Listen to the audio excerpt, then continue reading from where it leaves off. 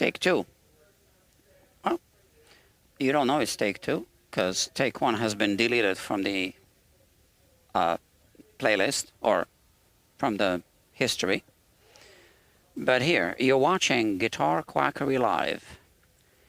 I'm copying the link to this live stream so I can paste it. Copy and paste. And here it is. Okay. So this goes to the customer. He might or might not be joining us. I don't know. It isn't mandatory. It isn't even recommended. But some people do, some people don't. Some people watch replays later. I got a drink, sorry. I'm tired. I am even hungry. I didn't eat much today yet.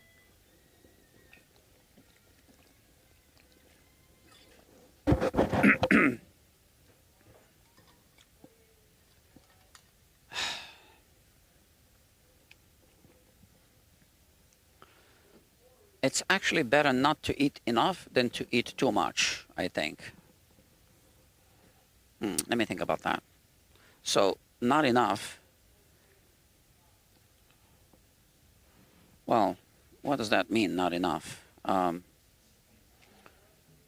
In a single day, if you don't eat enough, it's fine. Okay?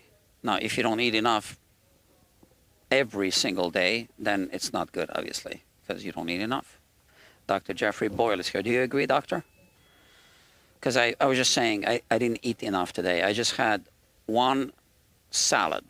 And by salad, I mean one bowl of lettuce with vinegar, olive oil, and a pinch of salt. That's it. That's all I had. Just wasn't feeling like I had to eat, I guess. Happens to me sometimes. So yeah, what do you think, doctor? What's better? What's worse? To not eat enough? Or no, is it okay to not eat enough if you don't do it every day? So this is an interesting guitar, right? I already spent some time on it, tinkering. When the customer was here, and also when I was trying to figure out how I'm going to fix an issue. So, to fix the issue that needs to be fixed. So he says, I think it's the heat. Yeah, I'm not hungry. Yeah, you know, you're absolutely right. I have food in my fridge that I bought, vegetables and mushrooms. And I bought those like 10 days ago. I haven't touched them. I've just been eating salads, lettuce every day.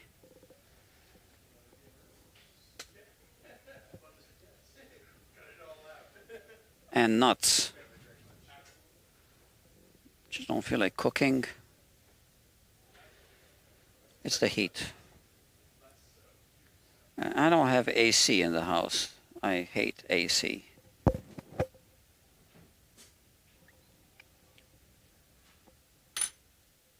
I'll show you what this is.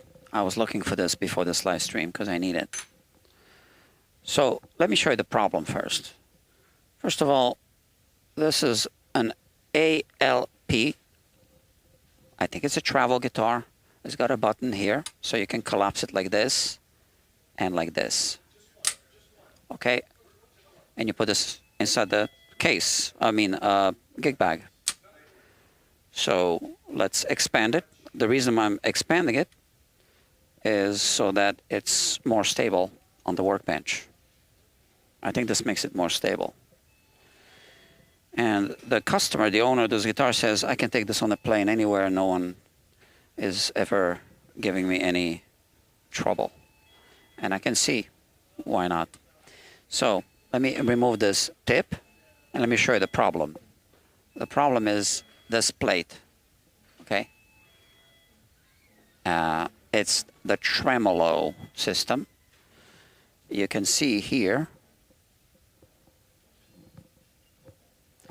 I gotta reposition this camera.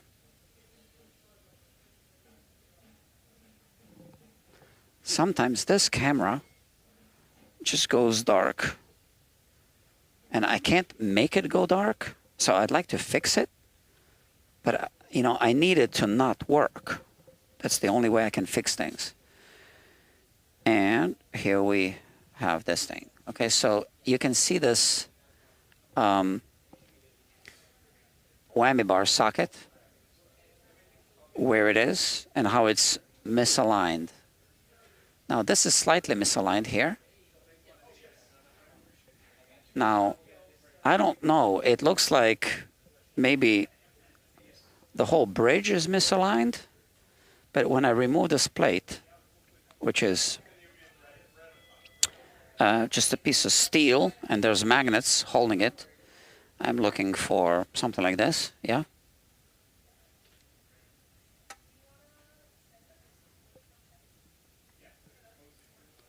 I can't figure out how to move this bridge. And you see how this is hitting the bridge here. So maybe before I remove the bridge, we're going to have to trim it. Maybe I do something like this. I don't know. Maybe I can just, I'll just eyeball it. No one's going to measure anything.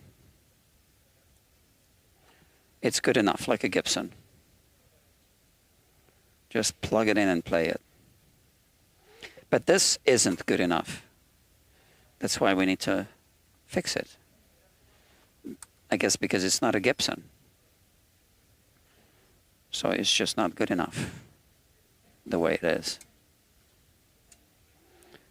So this is also magnetic, and that's what was holding the plate. Okay? But there's enough space between the strings and the pickup. So, yeah, we need to trim this here, right? And that's why I bought this specialized tool. Now I have two similar tools, but they are not made out of the same material. This is tungsten carbide. The two similar tools that I have are made out of HSS, which is high-speed steel, and that just doesn't work on stainless steel, which is what I think this is. So we need tungsten carbide. I bought this tool just for this job. And here is the bridge, and the way it's mounted, I don't see how to move it. Unless I need to dismantle the whole thing and move it, which I might as well try to do now, because let's call this the backup plan. Okay, let me get this thing here, from here. Okay, Allen wrench. We're going to loosen the strings. Now, do I need to remove the strings altogether? Because I wonder if I remove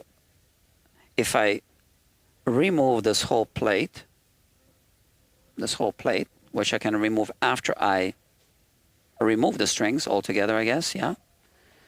And by the way you tune this is like this. You take this thing, it's magnetic, and you tune it like this, okay? But it's a 5mm hex socket.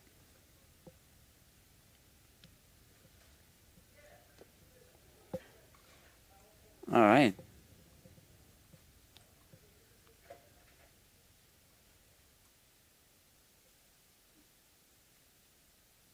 I was working on a similar bridge just recently. Same customer. It was the Reloved guitar. Oh, come on. Yeah, I'm not used to these things. Okay, so how long is this? About this long.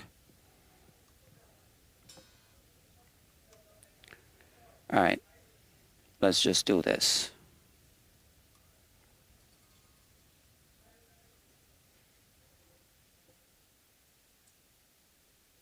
I guess I can go faster. I don't want things to fall apart. Another thing that makes me nervous is it's a tremolo system, so somehow it's spring-loaded, and I don't see how. So if I start dismantling things, you always be careful when something is spring-loaded if you don't see how to put it back together, or even how to safely take it apart. Just think before you do, any disassembling.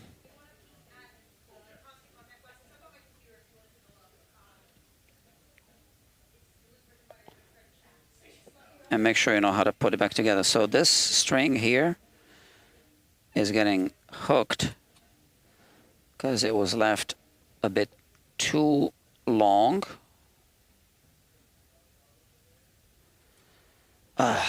Phone call coming in.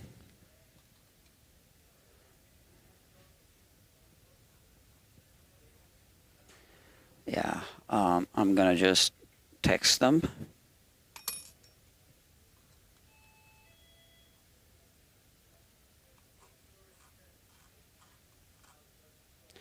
So sometimes I answer the phone, but I prefer not to. I prefer to do what I'm about to do now. So first, copy a text message, copy, and then go to my history, open the I button, the information thing, text message. And here, I'm always suspicious when it shows up in green that it's spam. 973 area code. Oh, it looks like he's texting. Let me just text him. Paste. This way he knows, or she, what to text. Yeah, it says, it appears that you called the Guitar Quackery helpline. I'm either on the phone or working on a guitar, which is exactly what I'm doing. And then it, asks them to provide their name and guitar make and model and a brief description, reason for the call.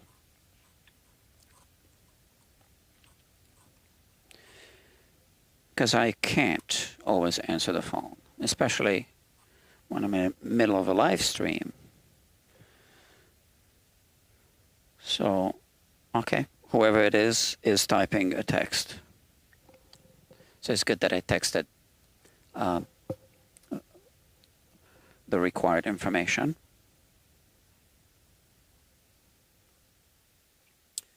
Now, if I had enough resources, I could hire someone to answer the phone. I wouldn't be opposed to that. But I can't.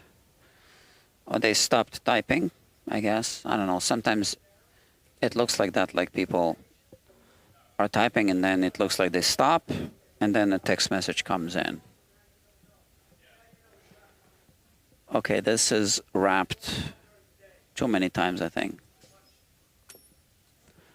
We are going to have a close look at this. So I could have removed the strings before removing the plate. Yeah, today is amateur night.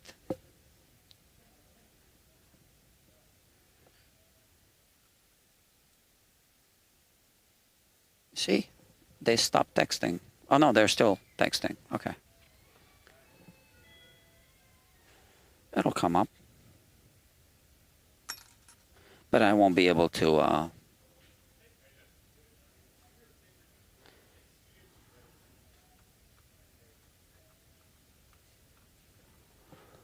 yeah, I won't be able to talk to them right now.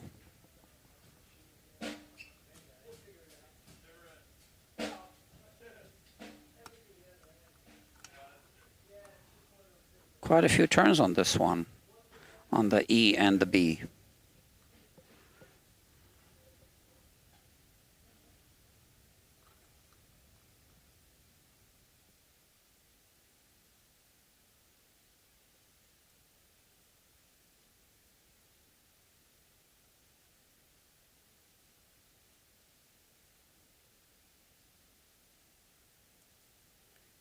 Okay, that's it. I just want to put it in alignment. This one and this one. That's it. I'm going to keep the strings here for now. So now we have a plan, I think. Hi, my name is, okay. Yeah, I got the text message. Well, we have a plan. I have a plan, I think. Let me see.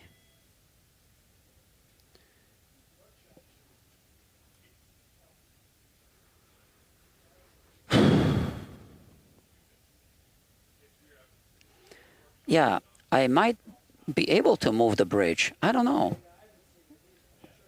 See, that would be my preference, because then I don't need to modify anything on the guitar. So this is what I'm thinking.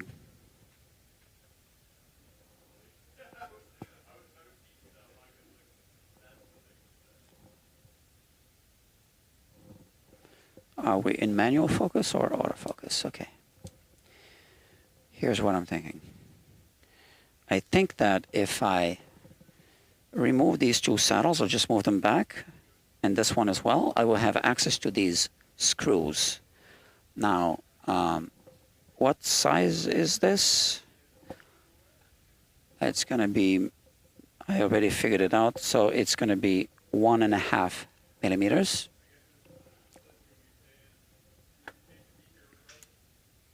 So there is,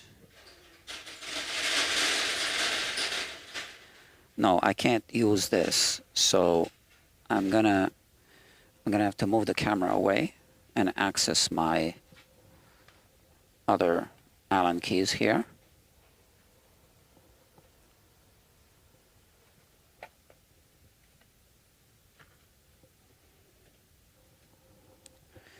So friends, I don't think I'm good company today, but I need to do this live stream because it's for the customer. Fruit is good.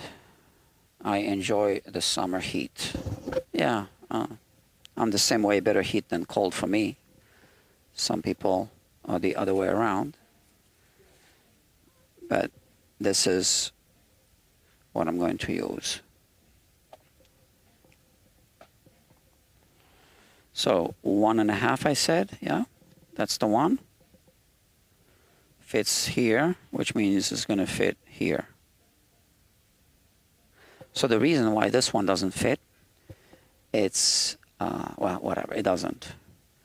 So let me move this saddle. Okay, so now I have access to both screws. That's got to be it. We move the saddle as well. Okay. So I am exposing this screw.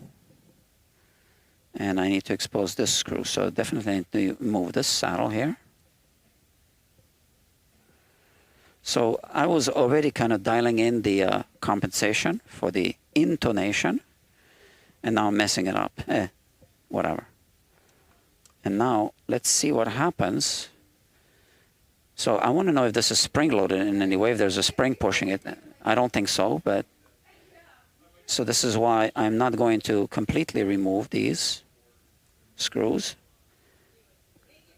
It was a bit crooked. I'm only going to loosen the screws. See, I think this saddle needs to move forward a little bit. Yeah, I think that's good. So if there is a spring, I'm going to feel it now. So the 4 screws are loose. Let me see if this whole thing moves. No. Which makes me wonder, is there another screw hiding somewhere?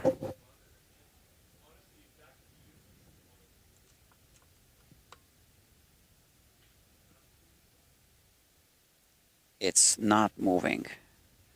That's really not what I was hoping to discover. So let's move this saddle. I don't see another screw. hiding here.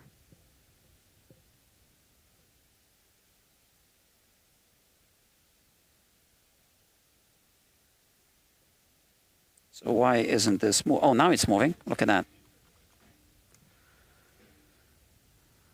But still doesn't answer my question. Is it spring-loaded? It's not. Okay. So I'm confident that I can safely remove these screws.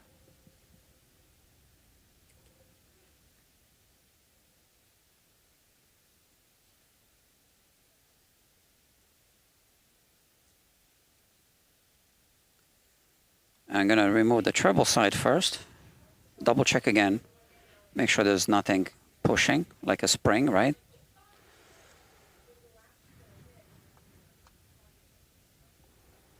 So there were a lot of loose screws here on this bridge tremolo system. So I wonder if some screws that are holding it to the frame are also loose and that simply the strings pulled. And here I can see 6 screws. So I don't know if those are somehow spring-loaded, but they are there. And let me see if they're tight.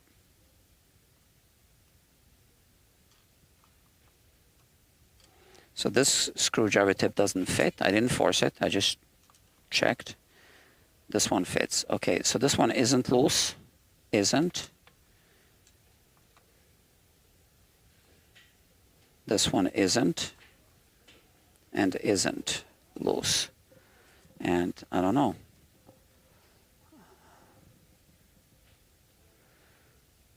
Well, those are definitely the mounting screws. I can see the whole mounting system. So those 6 screws are holding the entire tremolo system. Now I wonder if it's safe to loosen them and try to push the tremolo system. If I loosen them and push the tremolo system in this direction,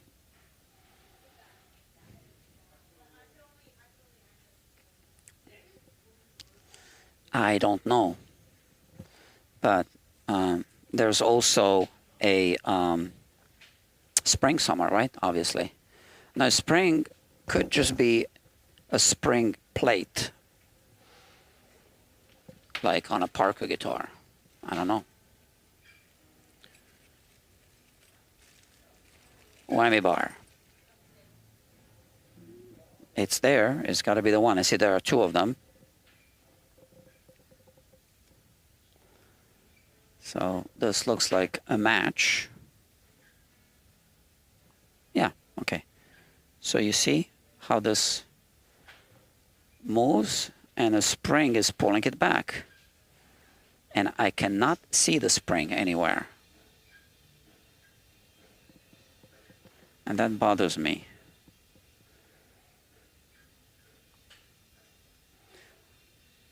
Because I'm trying to decide if I loosen these 6 screws, if I can just push the plate in this direction. I guess it's safe to loosen them. I wouldn't remove them. So these 2 weren't too tight. And neither were these 2. This one was a bit tighter. And this one is tight. So let's see. Does it move? No, it doesn't. Okay. So let's say this was plan A. And now we gotta go to plan B.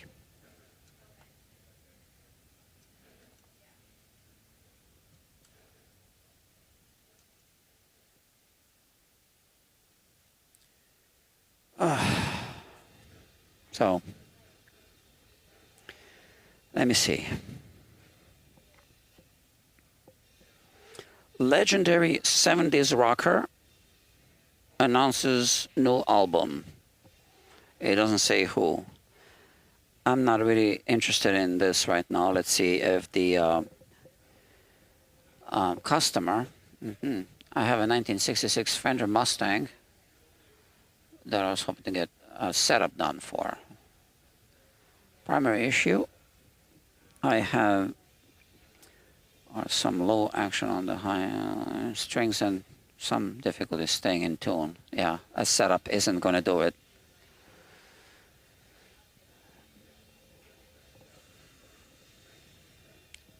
$1966, right? Yeah. I have a rule. If the guitar is older than I am, it probably needs more than a setup.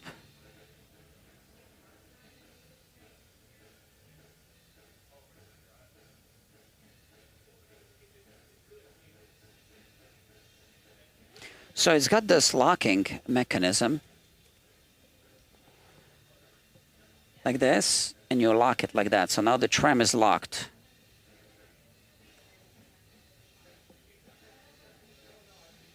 But it's useless because when it floats around here, and you got to go all the way like this to lock it. So this would put everything out of tune. And the thing is, I looked everywhere. I cannot find the adjustment for the spring. I have no idea where the spring is.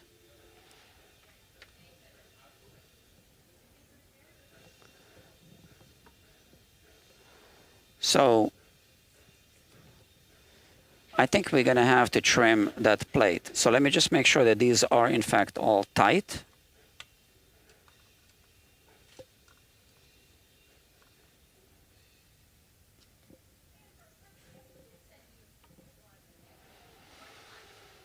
All right, where's the plate? Here.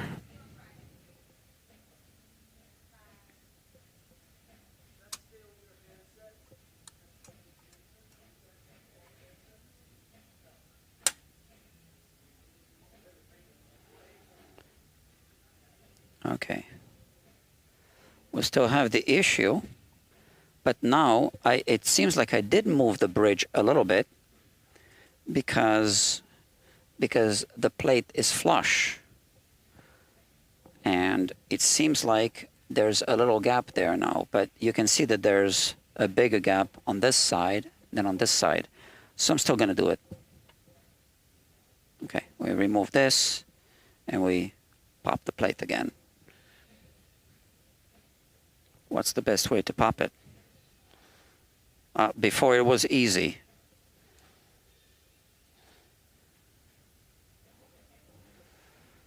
See? I don't know. Well, I have this tool. Where is it? I just saw it here. Plastic.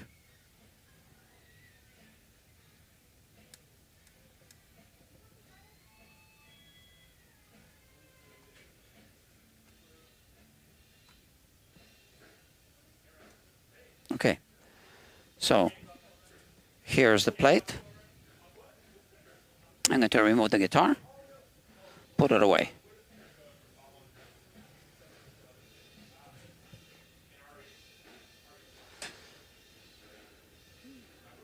And I am going to use the router for this one.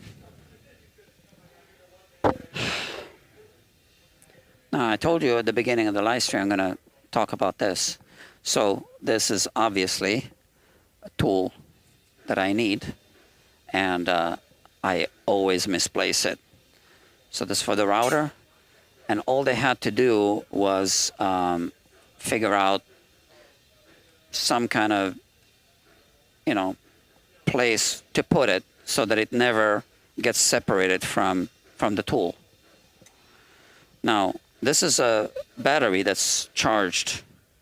So it's a good idea to remove the battery before messing with this in case you turn it on, although it's very unlikely that this would happen, but you never know. So I'm going to remove this bit.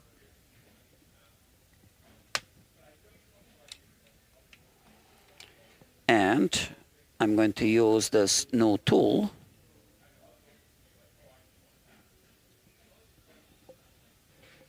on the router. So this looks pretty loose. It says a 1/4 shaft, and this too. But this one, oh, it's the same. No, this one is looser. So let's see if we can even tighten it.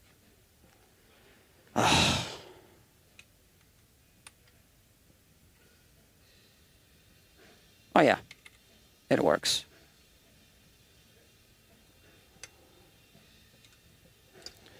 All right, and we are going to raise this a little bit.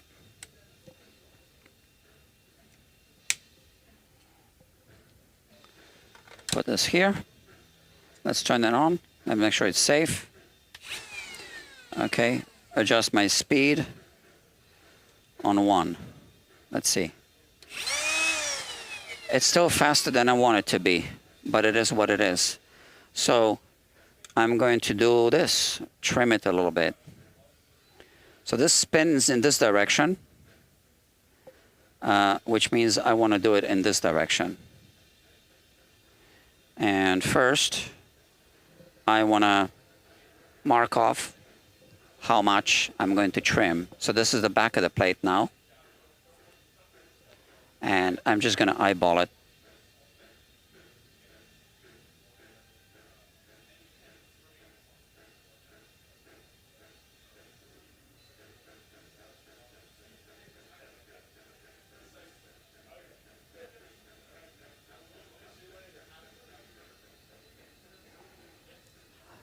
Okay, this much. And I kind of want to do it away from my bench because I don't want to have these shavings there, and away from the guitar. So let's put the guitar back in the case. So I don't know if I'm going to do the full setup on the live stream. It's just hard to narrate all the time. And today I'm just kind of not feeling good. Emotionally, I guess.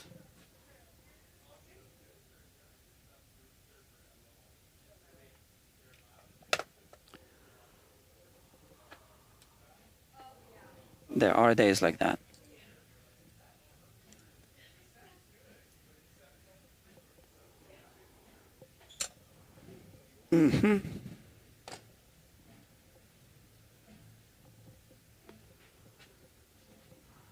I could put the guitar there, I guess, but I'm going to put it in the case. It's quick.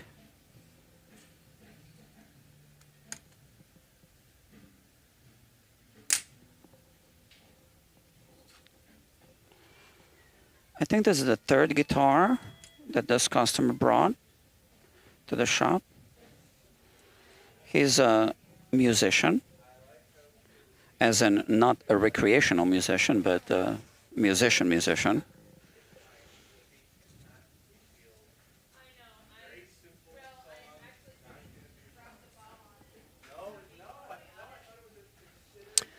The name of the band is the Jazz Bastards. I think he said that. I'm sorry if I'm making a mistake here, but I think he said that. So check him out. And I think I want to do it here. Okay. Let's try that.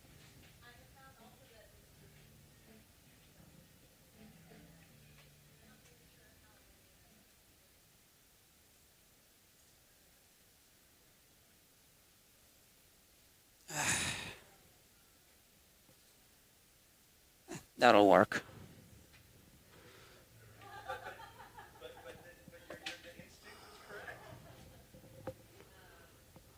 Okay.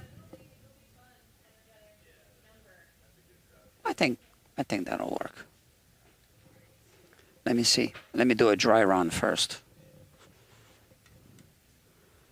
Yeah, I feel comfortable with this. And now let's switch the camera view. So I'm going to get back to this customer later because I'm working.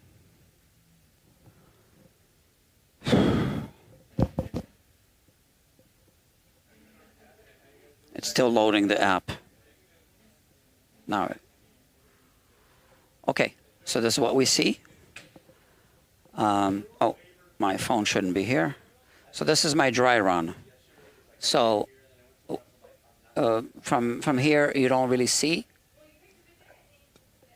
but I'm looking at this black thing. So it's gonna splash towards me because it spins clockwise, and we just got to do it.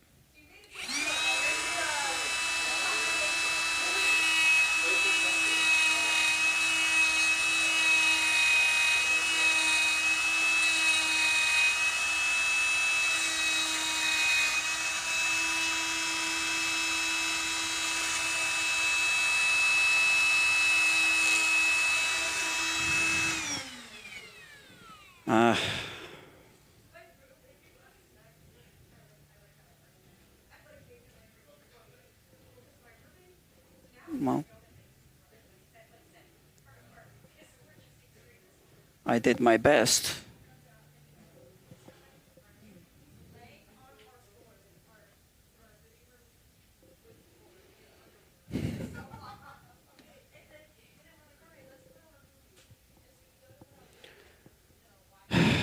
It looks like there's some electroplating here that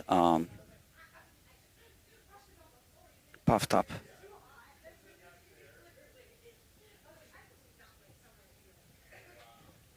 Get done with this.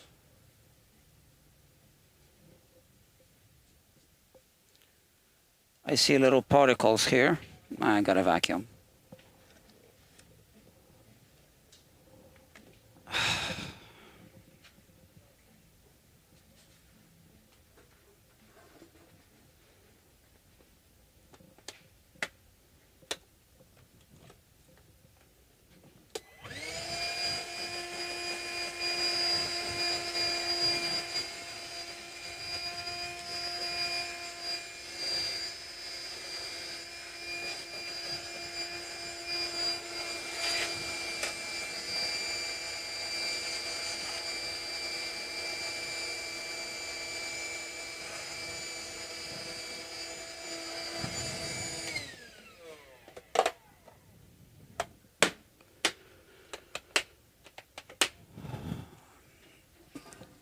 All right.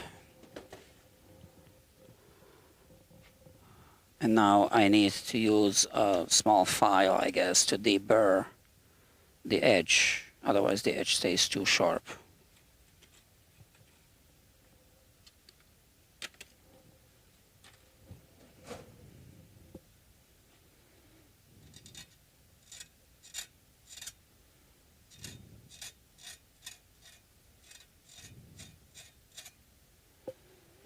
I don't know how they make it so that it doesn't line up, you know? Come on.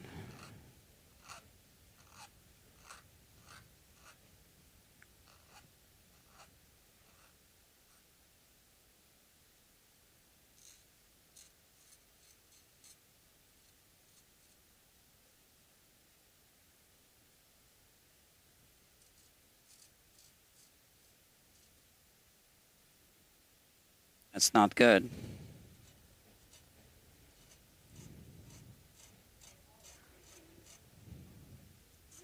So I'm gonna have to discuss it with the customer. I'll show you.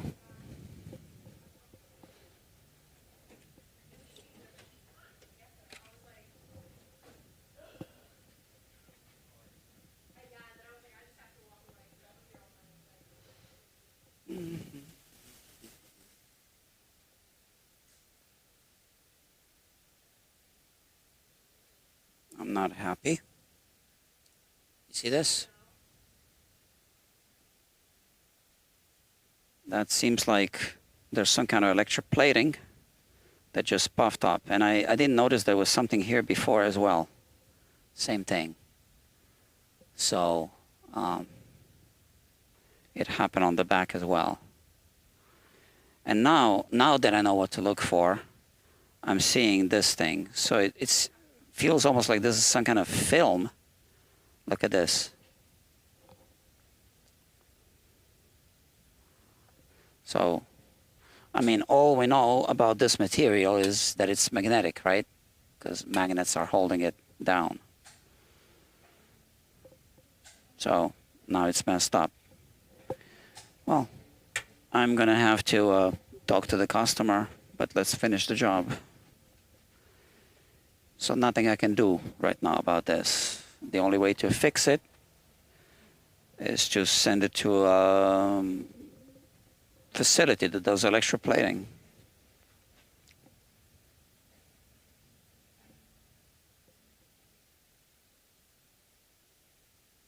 It's not a big deal, but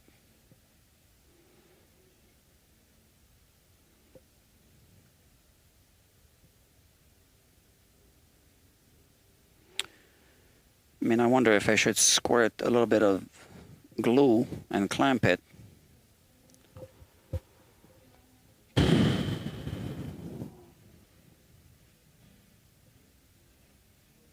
But then if the glue goes on top, which it will,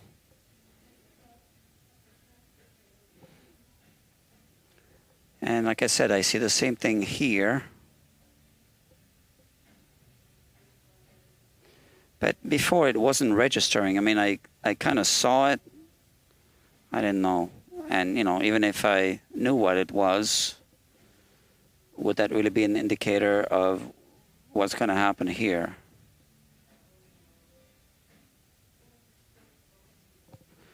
All right, so let's focus on the rest of the job for now.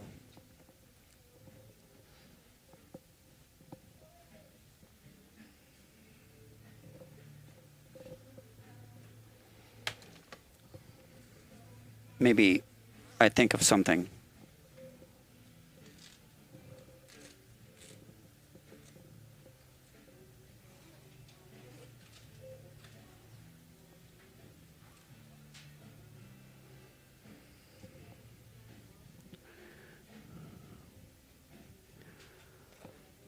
All right, how does this work again?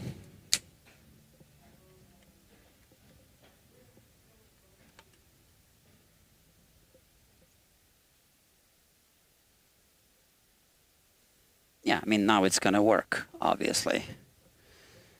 It's been modified.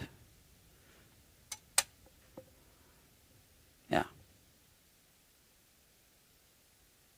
Now you have enough open space for the whammy bar to, I mean, for the trim to move.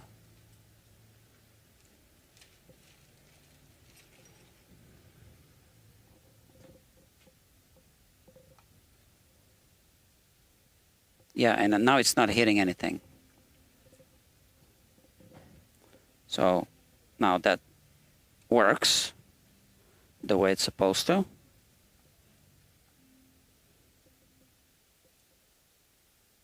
I do have an idea. I'm going to have to obviously discuss it with the customer. I could make an incision around here, like a half circle. We'll need to make a template for it. And then peel off the plating.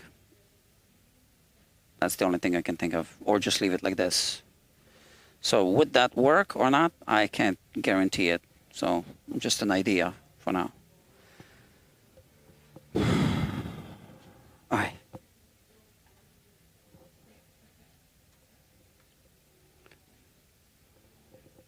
It's got a locking nut, headless locking nut. I don't think I've ever seen that before.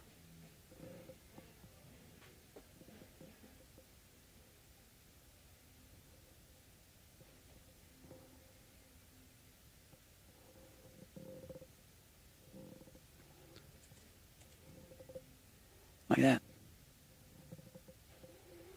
I think that makes sense, right? So it's locking the ball ends of the strings. So it's a slightly different purpose than on a Floyd Rose. Yeah, makes sense. Like that. And this is an adjustable nut we can adjust the height.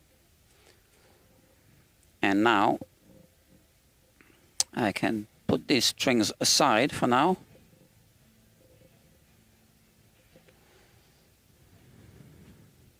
Well, I know where they are. They're going to be in the recycling bin. All right. Let's see. It's a bolt-on neck. And this is also coming off here. There's a... I don't know if you can see it.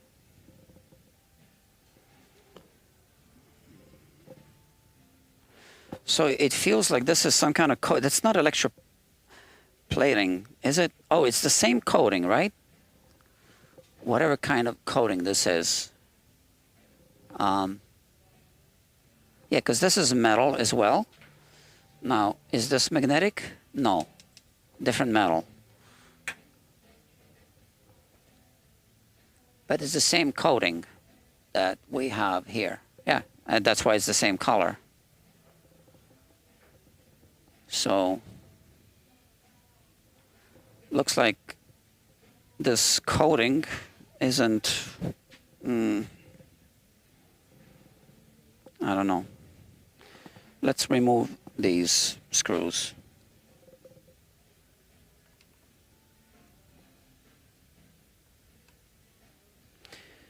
Let me think. So I'm going to clean the fingerboard first. We're going to polish the frets. Let me check if there are any uneven frets first.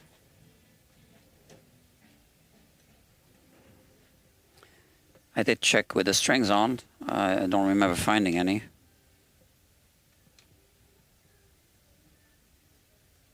Here, there is one.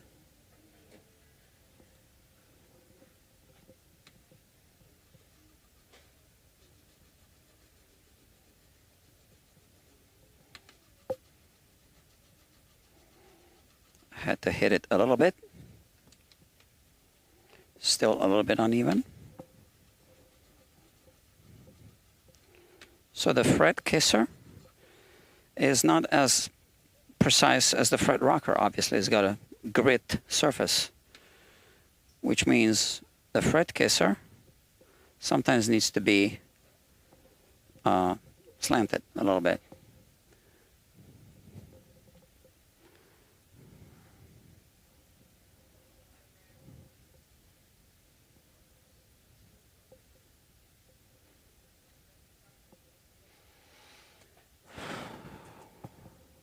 So here we're looking at the fret that I just kissed as much, right? And again, the fret kisser will just match the height of the spot to the two adjacent frets.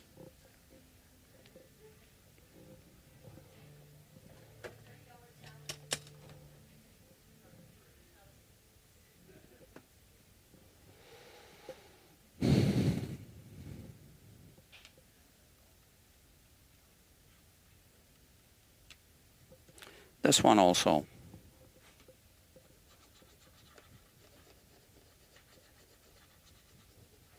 It's got a high spot here and here, but not in the middle. Now, remember, I adjusted this one first, so we keep that in mind.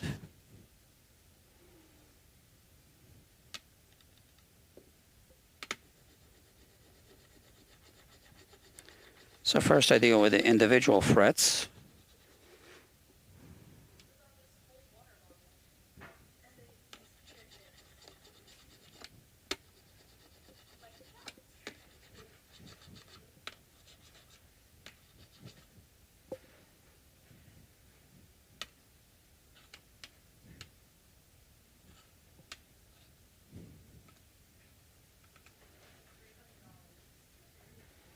A little spot here.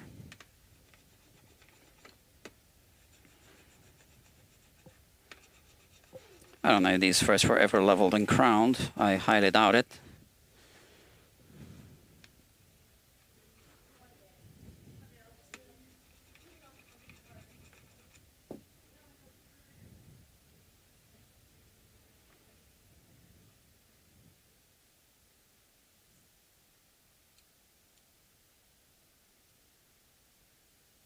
Oh, this one is quite high.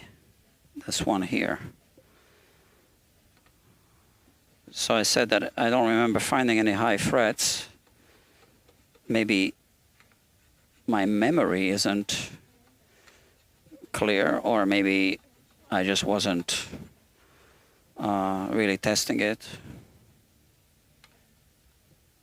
Because this one is really high. That's the 11th fret here on the bass side. Now, why don't we tap it in, right? Not really. First of all, we don't know if the frets were glued. If they were glued, you tap it, you break that glue joint. Second, I don't see it popping out, really.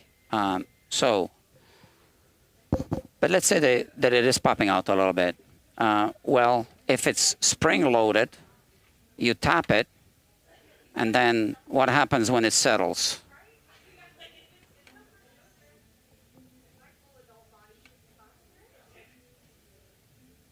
So I am a no tapper. Now, I've tapped frets before.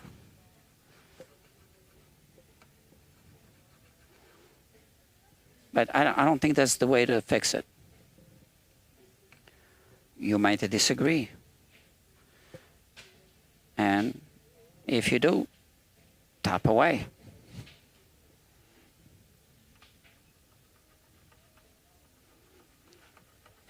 But the reason why frets pop up to begin with is one of the reasons is because they are a little spring loaded, right? So when they seat them initially, you know, they might go all the way down, and then when they release, they just expand or, you know, move in this direction in some spots.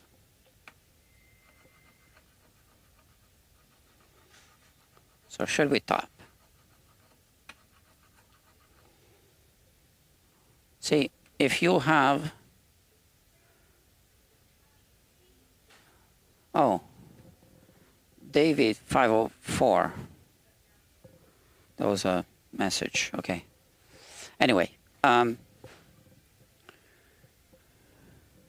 so if you have something spring-loaded, right, and you wanted to tap it to match something, well, you're going to have to tap it beyond that so that it settles into this. But you have a board, so you cannot tap it, bend it beyond the board, right? You can only tap it onto the board.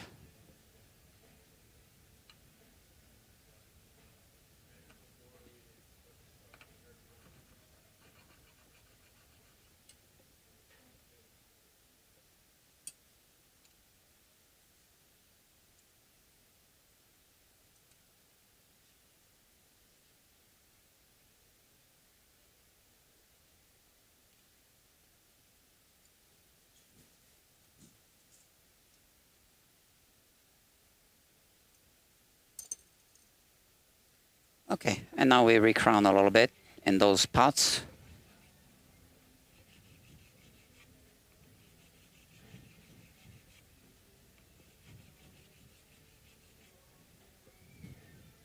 So that's the 11th fret I was working on.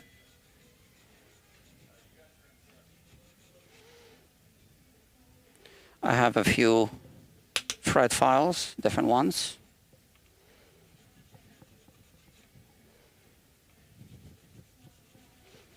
I'm using the original Z file. And look, this way, we can get this out of the way.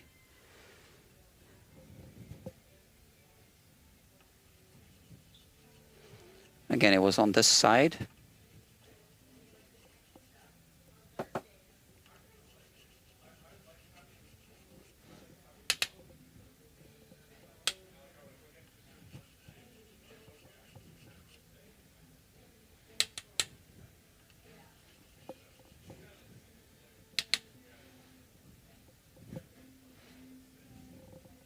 This one is a little noticeable. Sometimes if you remove just a little bit, you don't even need to recrown it really. Especially if you're going to do sanding, it's going to hit those corners, blend in.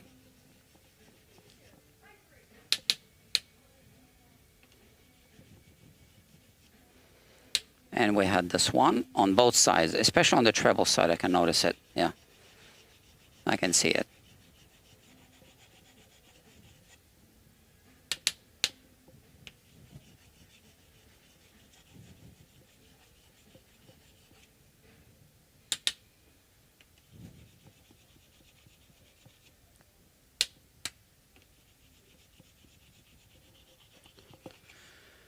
Yeah.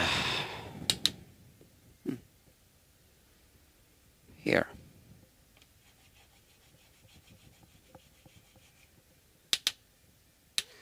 As you can tell, I'm not using a marker. I can just look at the reflection of the light. Same thing. These crowning files aren't going to hit the tops anyway. You'd have to remove a whole bunch of material from the side before you start hitting the top. I just want to do this one a little better.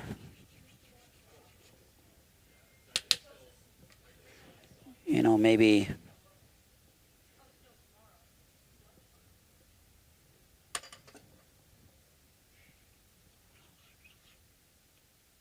yeah. First with this file.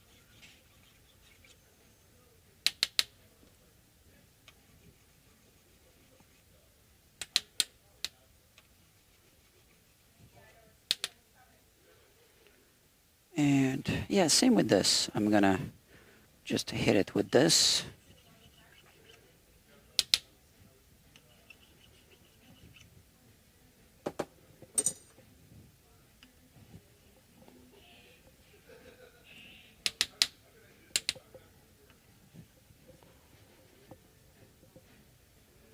I have a mosquito here.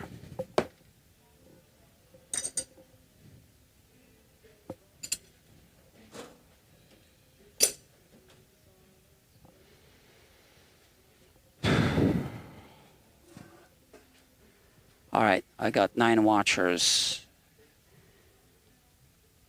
It's not a Donner guitar. No, it's an ALP guitar. It's actually an expensive guitar.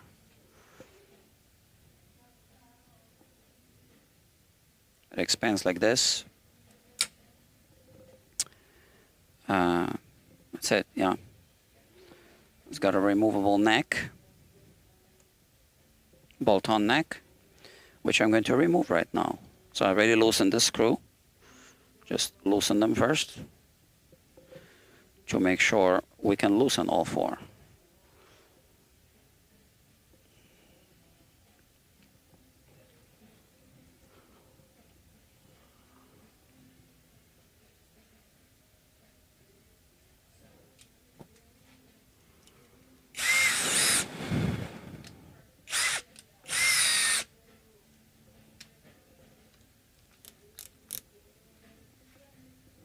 Okay, I loosened them, so now I can just use the power tool.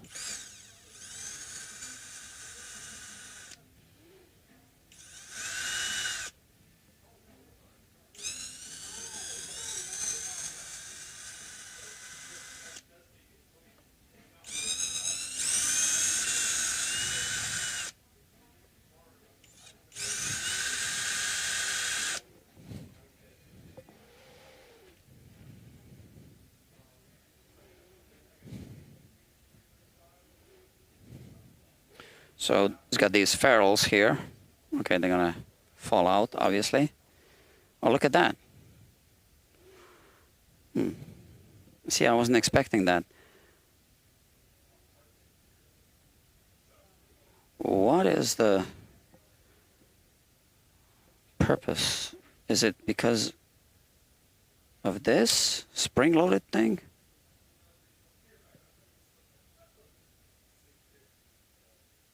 Let's see.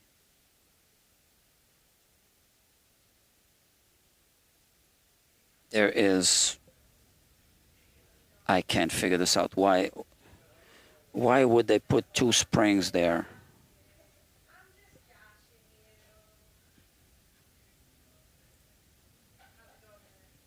Okay, so these two don't fall out. So let me see if I get this right. So we have this plate here.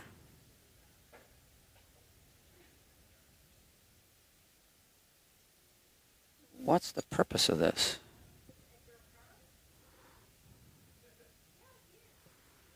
And the two springs. I've never seen this before.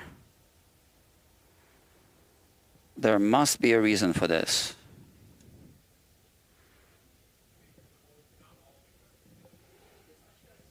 No idea.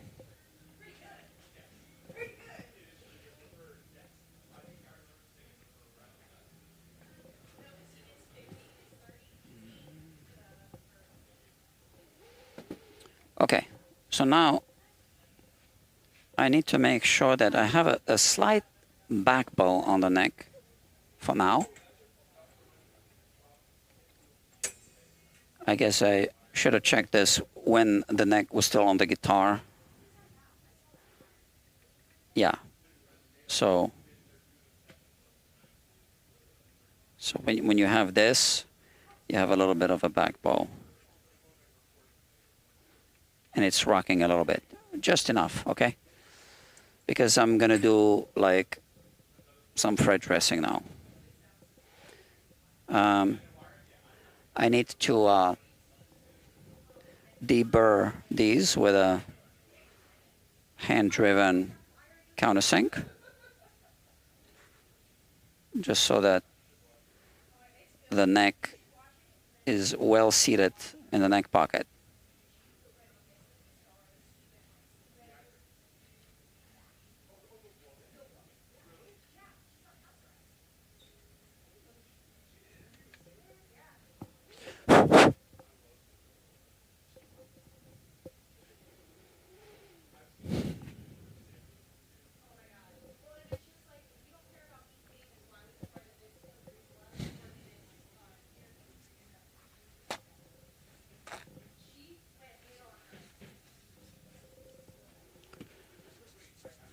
There's some lubricant coming out here.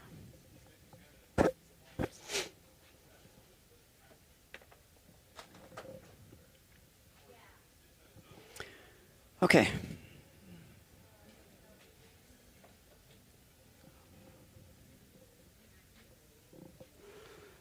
So I have this really fine grit here. Just gonna go over the frets, look at the shiny surface, make sure they're all shiny when I do this.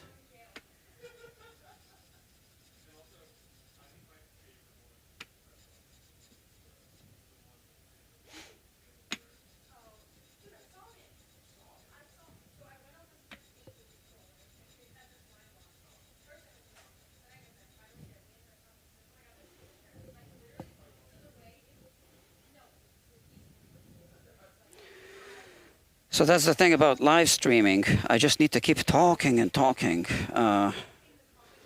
So yeah, in a sense, I am just doing my work. But normally I don't talk when I work.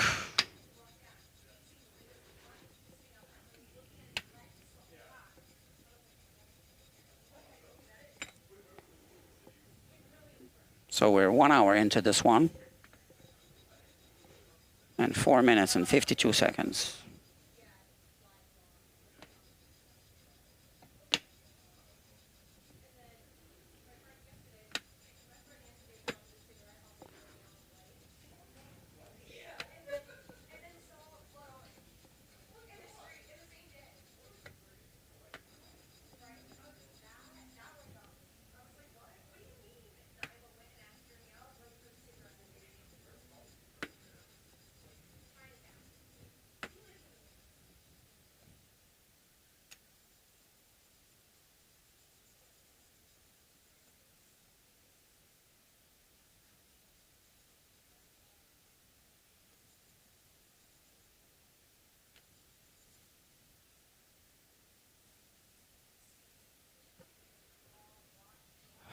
And now I have an audience of 11 people. I'm kind of low energy today because I spent all morning editing. So the video is scheduled to go live on Friday at 11 a.m. It's about a Martin guitar, Martin X series, like cheap guitar, humidification issues. All right, so it's going to be interesting because of the 3D scanning diagnosis.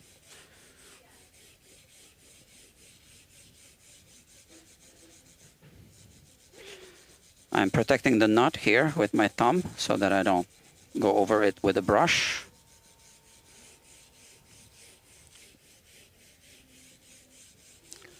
I'm just removing the fretboard cheese.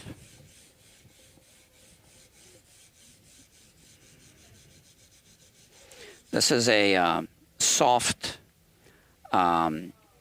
brass wire brush. So softer than the frets, much softer than the strings that normally hit the frets.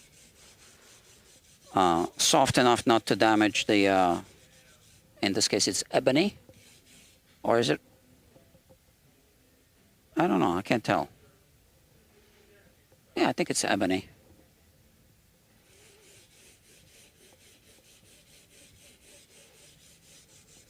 You wouldn't do this on a maple fingerboard because obviously you would scratch the lacquer.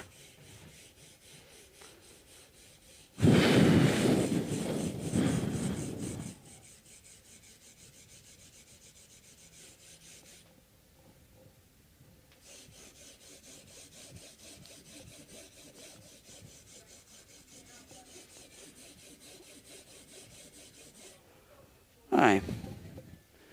I'm just going to go over everything with a fret rocker one more time, just to double check.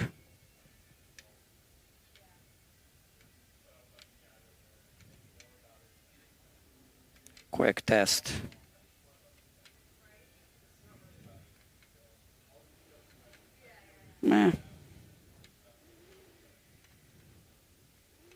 All seems good.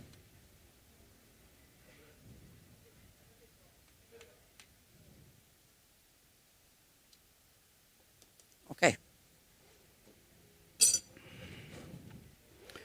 It's ready for phase, I lost count. Phase 6. I don't know. I don't know what phase. We have, I can't read the font, Redskin Garage, new user. Welcome to the channel. And HRH. I don't think I've seen you before. Frankenstein Steve Vai guitar. Oracle guitar spring reverb tone. Oh, that's for the reverb tone. I don't know. Maybe.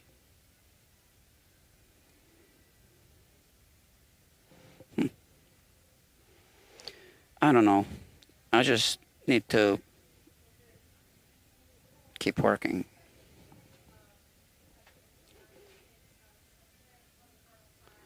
So, yeah, let's protect the nut first with tape.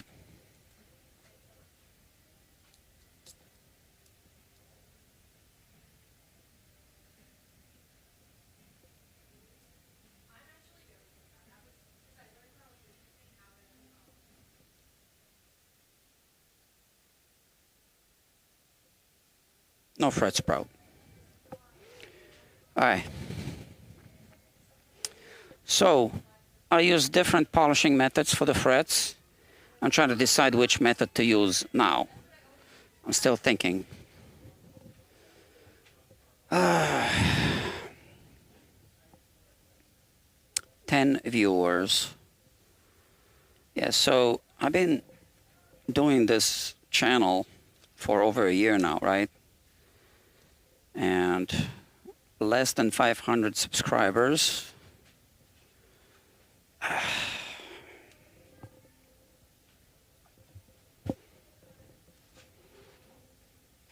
But I'll keep doing it for now.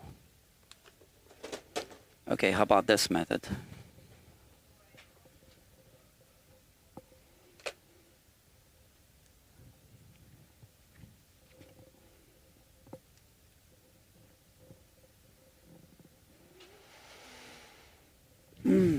Let's see what kind of finish I get with this.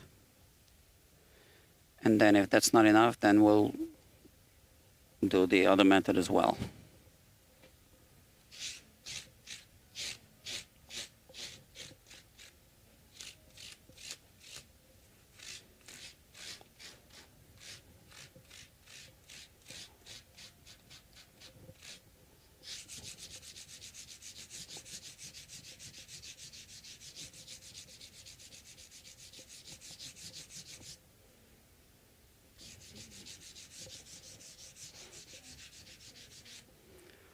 Okay, those are micro mesh polishing pads. I forgot to put a link in the description. I will if I remember to do it. And it will be an affiliate link, Amazon, which means I get paid a small commission at no extra cost to the people buying through those links. I hate saying that, but it is required in terms of affiliate terms of whatever agreement.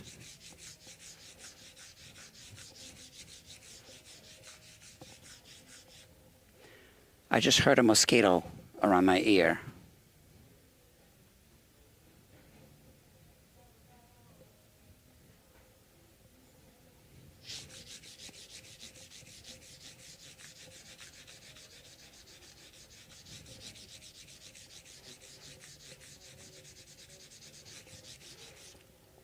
So this is the polishing.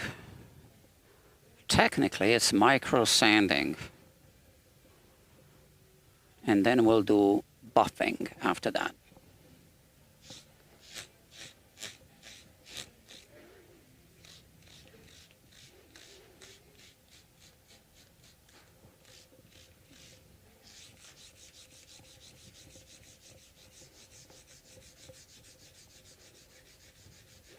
So each polishing technique has its advantages and drawbacks.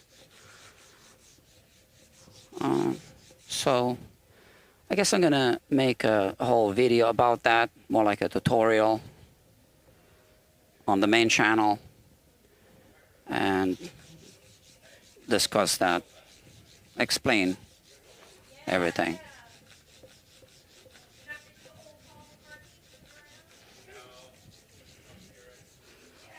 So to explain, I'd have to now kind of like use the microscope and blah, blah, blah, and I just need to get this done.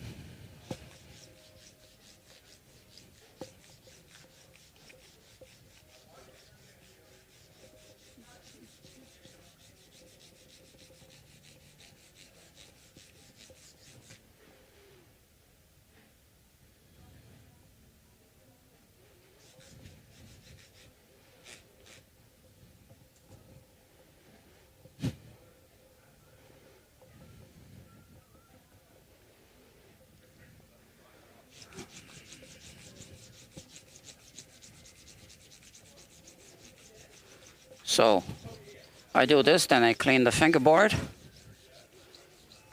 Well, at some point. When it's ebony, we don't bother taping off. When I say we, I mean we in the business, because we can clean it very easily.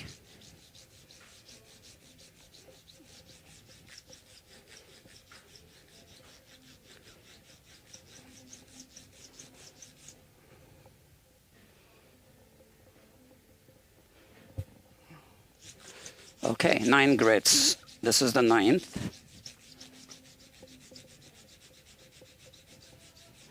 So we found a few uneven frets. We took care of that.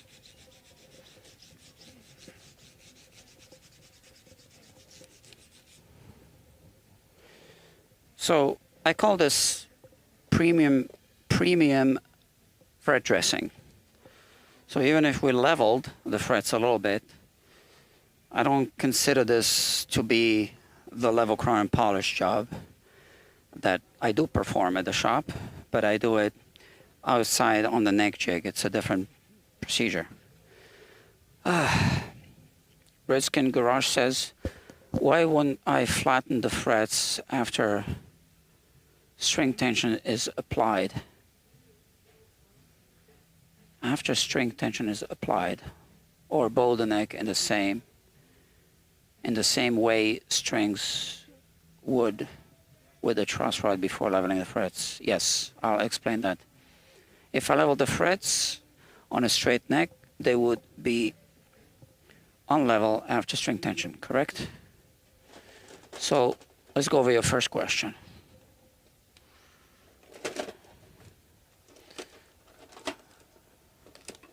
Like I said, I do this what I call premium fret dressing.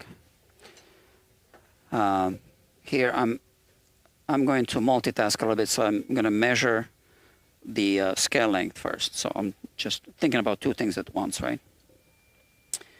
So it's more than 25.5, which means I really can't use the fret shield on this one.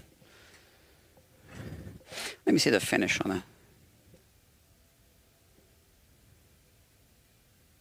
Yeah. So we want the neck to be bowed a little bit in this direction when we do a short leveling beam, so that we're not really rocking it, but we are kind of kissing sections of frets at once. Because if it's curved this way, then the middle part of the leveling beam would not be hitting the frets in the middle, because the neck is bowed this way.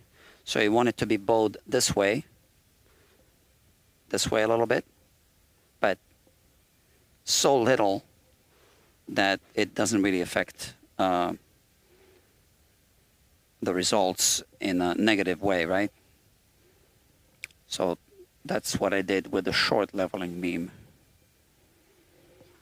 Okay, so also during an actual level crown polish, sometimes you need to put a little backbone on the neck, depending on how much adjustment you have on the truss rod.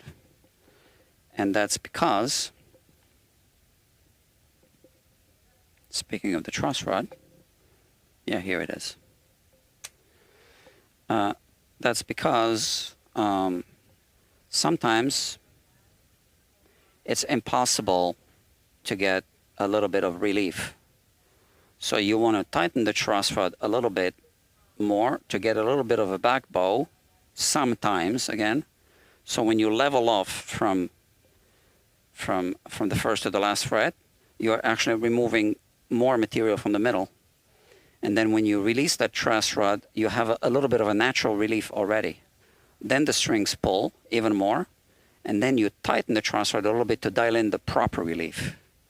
I think that answered the question, right? I think that's what you were asking.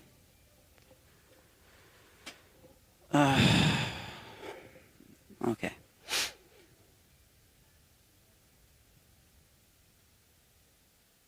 Let me decide what to do next.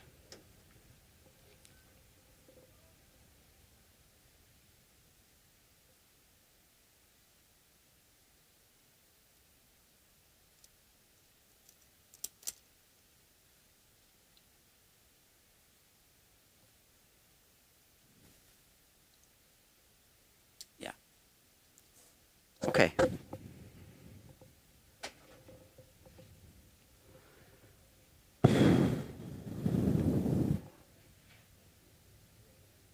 $1,500 grit. Now we already went past this with the previous procedure, way past 1,500, but I see a little hint of some frets going up and down this way. So I'm going to hit it this way. And the other butt is, it starts at 1500, but it ends at a much finer grid. Another phone call.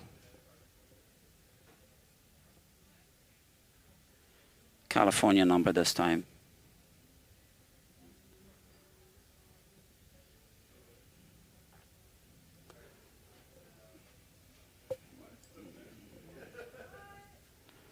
So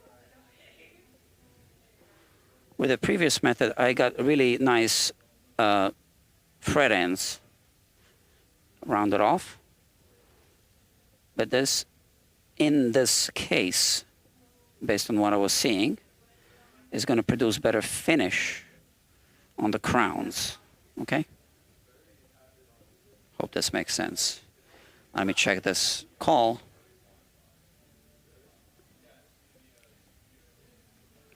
I'm just going to do another copy and paste and get back to this person later. Copy. And paste. From California.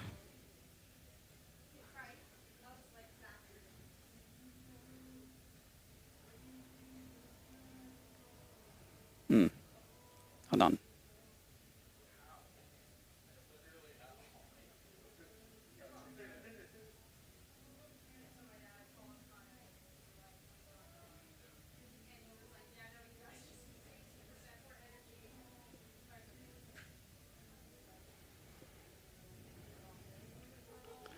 Sorry about that, friends.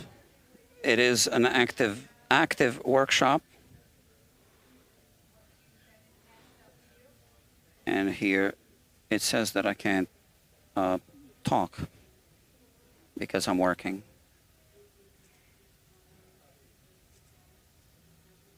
All right, let's get back to work.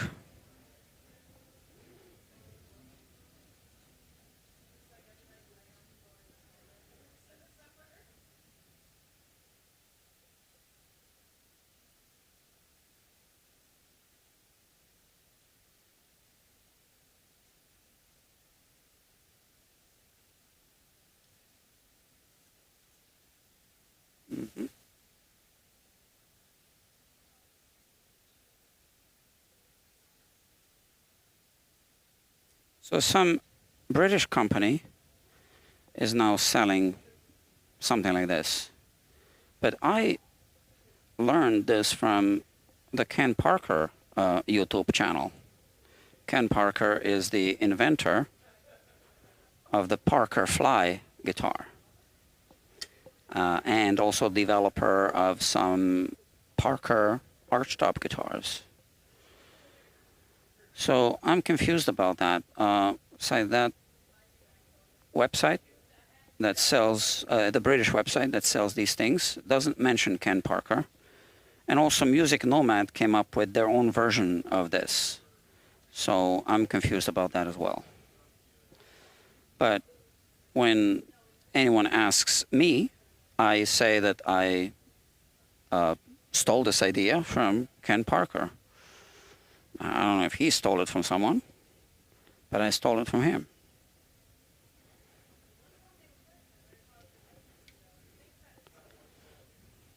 Because, yeah, that's where I got the information.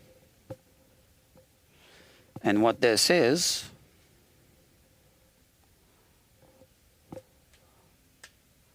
this.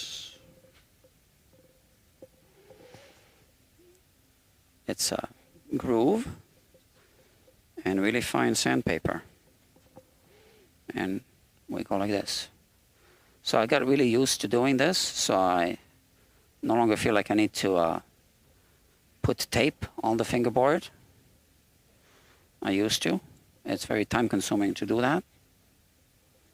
So I just do this now.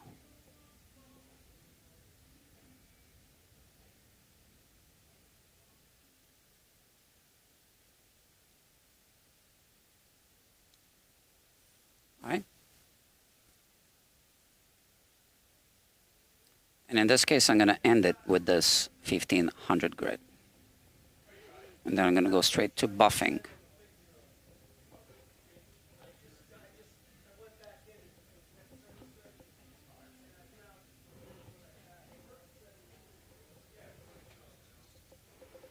It does put good finish on the frets. And then the buffing wheel really does the rest.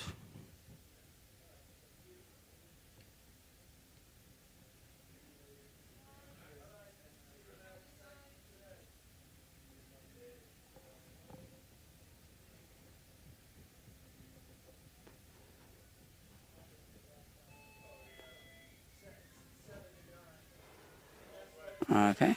Now that 11th fret, which was higher than the two adjacent frets by quite a, noticeable margin.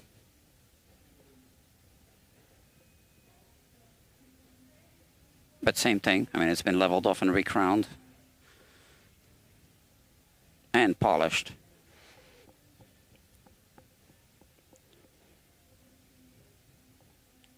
So I kind of always take care of uneven frets during my premium setups.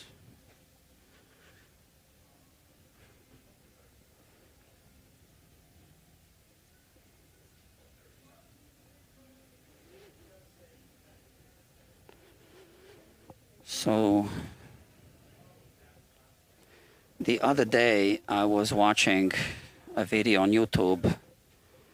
I don't want to say too much, but about some fret work that was I don't know.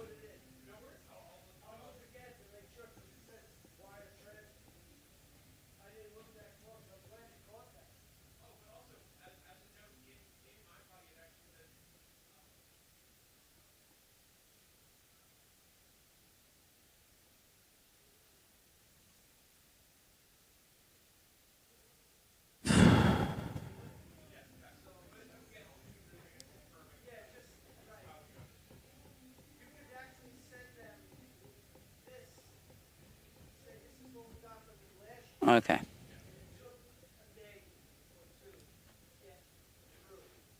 I got a few frets left, and then we do buffing. So for the buffing, I am going to use the fret guards, not the fret shield, because I don't think that'll work. Because we have a scaling that's slightly longer than 25.5 inches,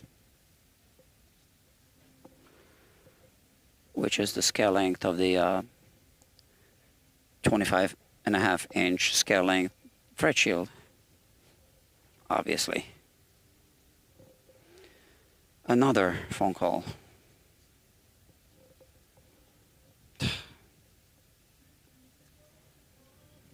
It's coming in.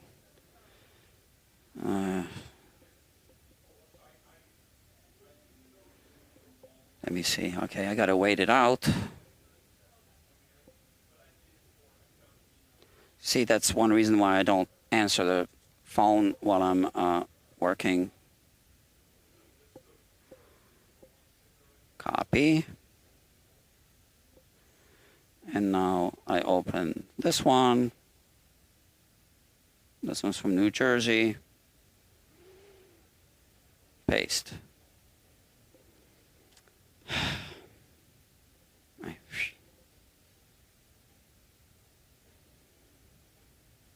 Okay.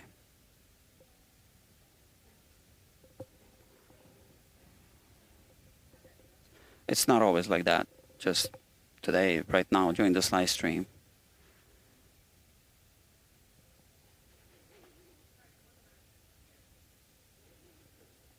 Weekends can be like this, non-stop. So, or, anytime after work, I guess.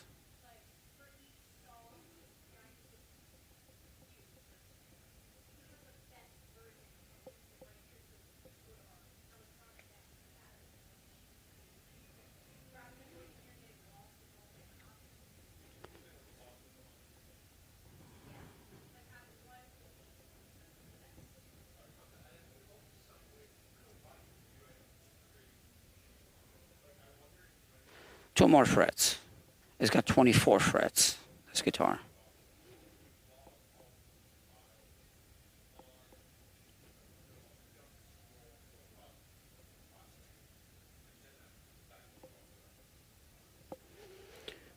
All right. That's that.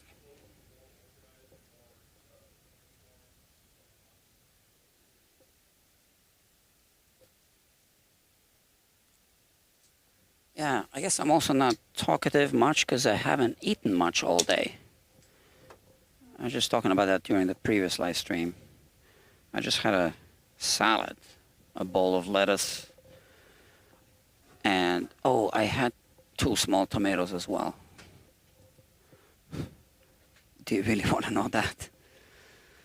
Furthermore, if all the frets are level, when it comes time to play, why do we need the truss rod adjustments at all? Well, the truss rod does not adjust the frets against each other, being leveled against each other. The truss rod adjusts the relief of the neck, the contour of the neck. And the leveling is something different. So all the frets need to be leveled against each other. But the truss rod adjusts the neck curvature so that it is more like bow and arrow kind of bow, right? You need a bow.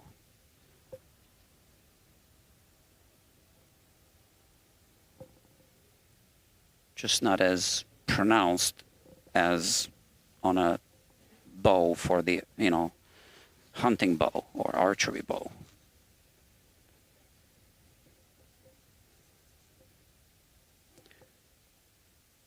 Those are 2 different things. So you can have a neck with the correct relief if you measure the board, the fingerboard, but the frets on the board are uneven. And that's not going to be ideal. I mean, the guitar might still work. You might need to raise the action a little bit to avoid some fret buzz in some places.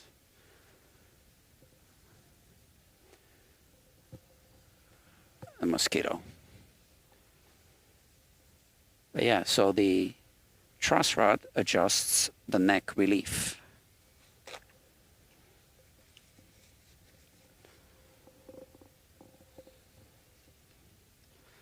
But then sometimes you have uneven frets because the frets may be moved, because sometimes the frets spring back. So they've been installed at, a little bit of tension maybe, if they were, let's say, over radiused or under radiused too much. So they can spring back and you end up with uneven frets on the board. Sometimes they can be uneven because the board itself is uneven. So now when you are seating down the frets on the board, if the board is uneven, the tops of the frets are going to be uneven against each other. Then sometimes when you do have a perfect fretboard, meaning the frets are all leveled, you get fret wear eventually. So wherever you bend the strings, you're going to get those elongated fret wear. And wherever you don't bend the strings, like around here, you're going to get those dimples. So then again, sometimes it's time to level the frets because they are uneven underneath the strings where the strings are being played.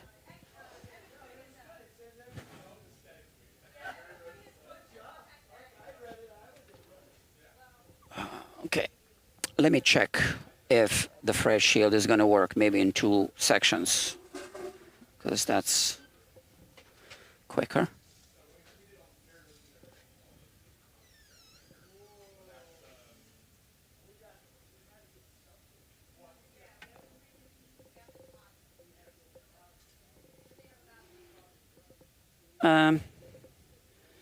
Yes, so you see it works here up to about here. And now if you lift it, you can shift it to work in this section and then the middle section. Yeah, I can work with it. I've done it before.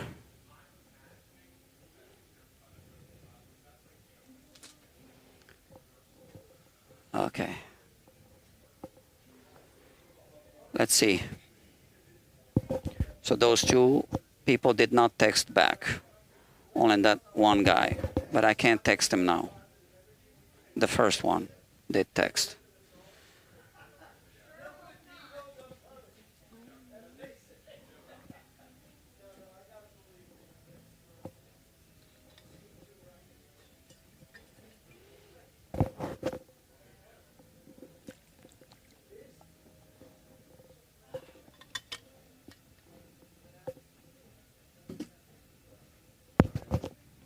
All right. Let's do some fret buffing.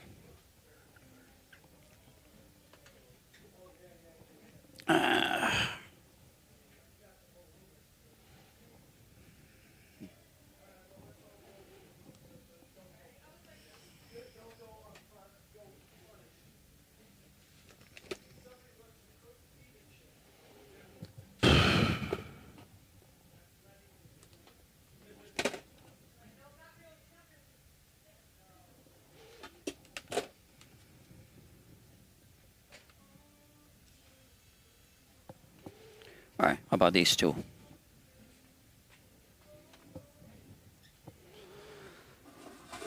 So I don't know if there's a point of doing this anymore on this channel. I've been buffing frets on this channel many times.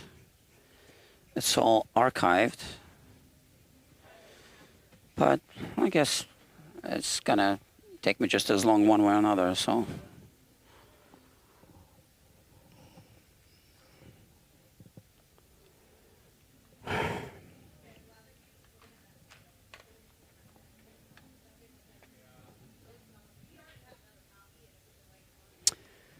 I have a new buffing compound, and I think it's different when I put it over there.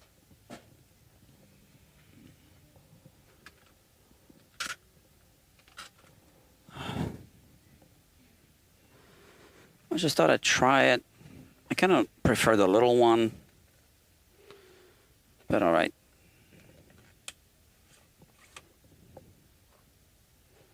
It's not made by the same company, right? So it's going to be different.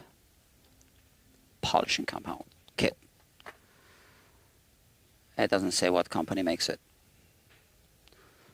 Or maybe it does. No. No name. So it's made with pride by a no-name company.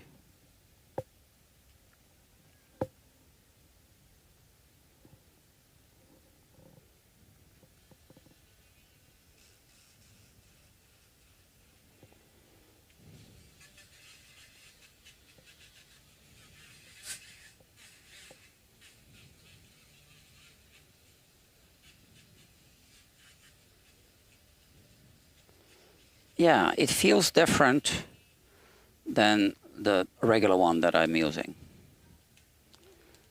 So I don't think I like it.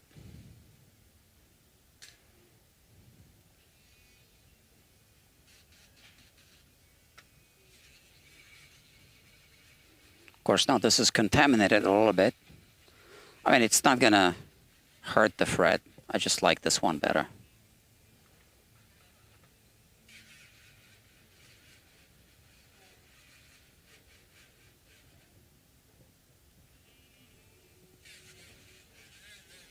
The other one might be better for other materials. I don't know.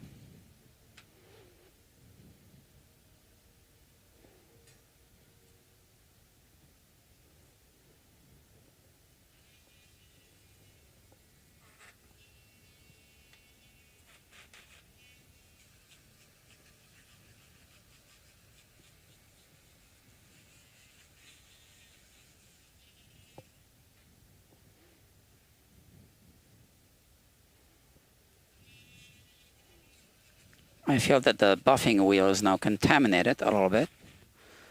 That's going to come off.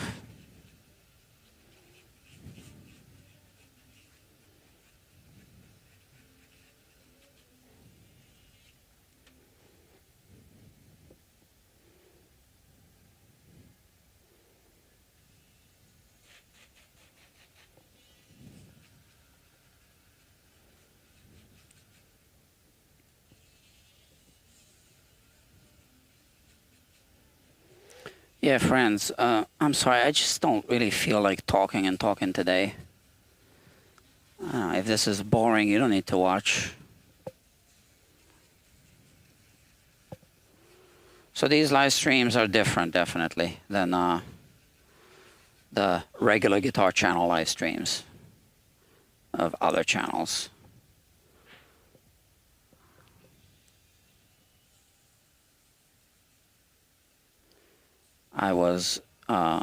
I decided to do a live stream on this one because it's an unusual guitar, and also because there was that little modification at the beginning, and we did have a little issue with it.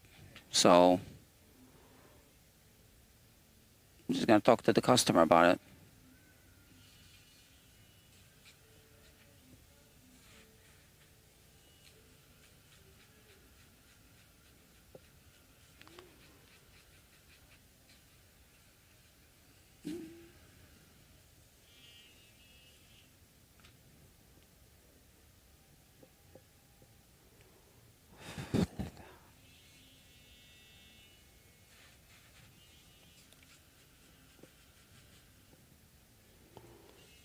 So I feel that the new buffing compound is stickier, and now the buffing wheel is still a little saturated with the other type, and I can feel the difference. And it leaves a different residue as well.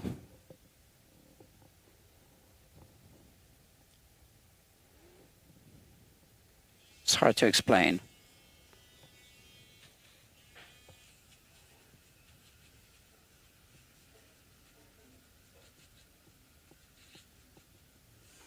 I can see a residue that I don't normally see. So I am basically decontaminating the buffing wheel. If we want to call it contamination, I guess we can. Because I think there's anything wrong with it. It's just, I just don't like it as much. So if I keep cleaning it, I'm decontaminating it.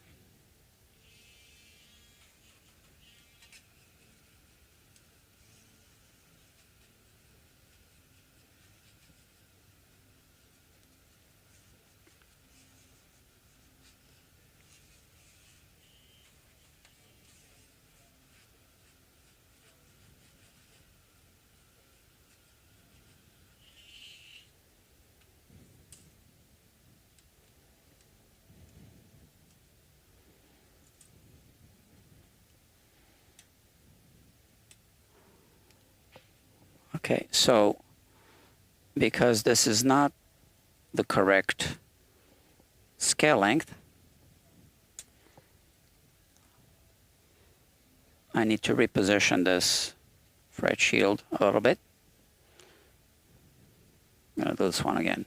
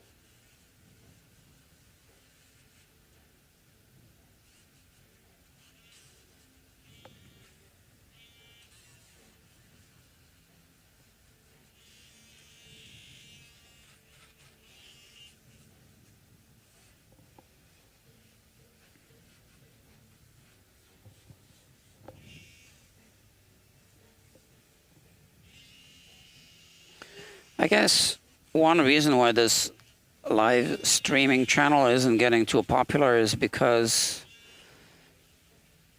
yeah, I mean, there are moments like this when I'm just working and not talking.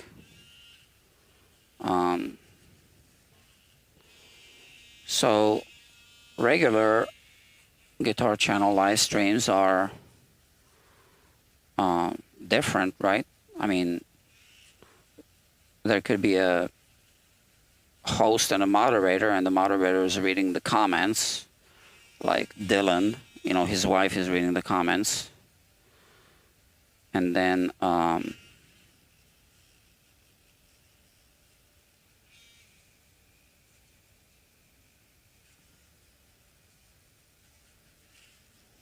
they're just talking and answering questions.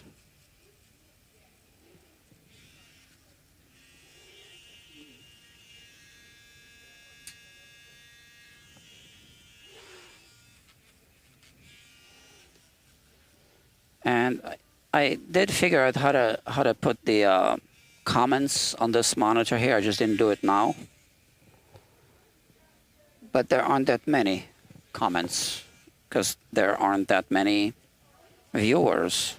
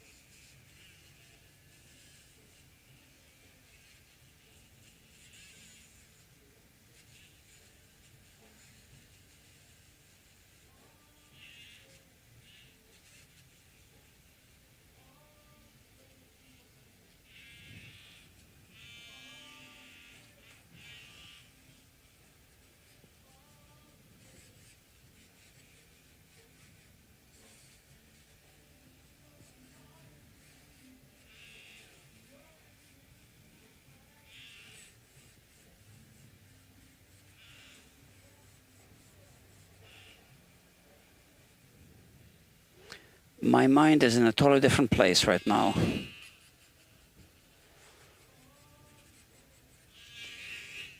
And this is getting hot, which is why I have another one here. Because I burned a motor once.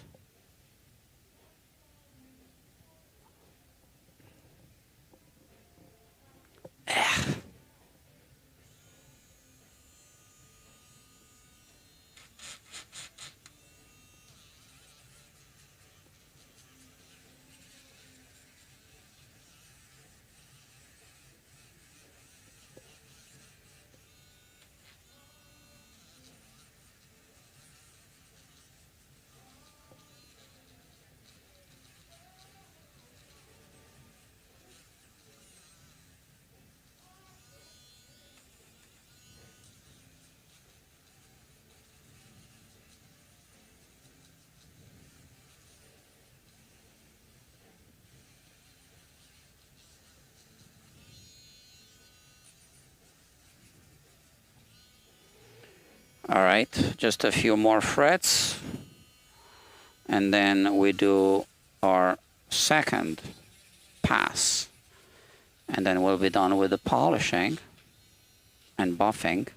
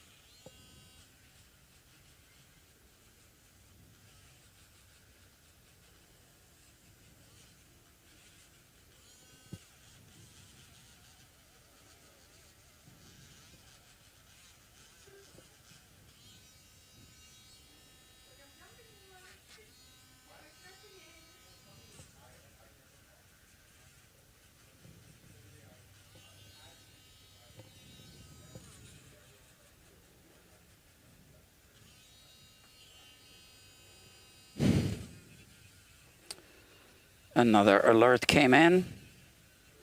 Not a phone call.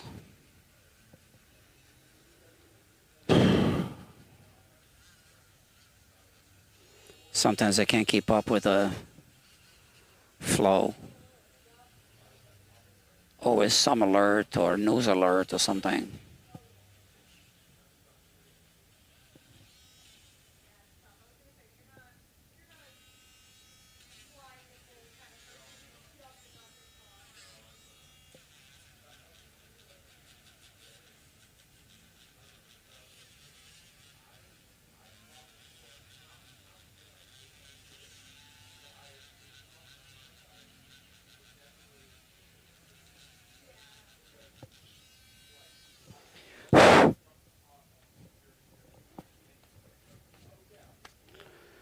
Alright, I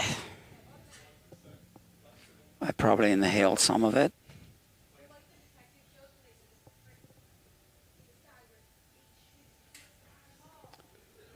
And now I'll remove this buffing compound from the frets.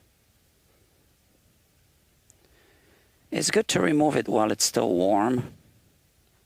I didn't do it this time like that, but whatever, still comes off. Because we'll be using a different buffing compound next. The finer one.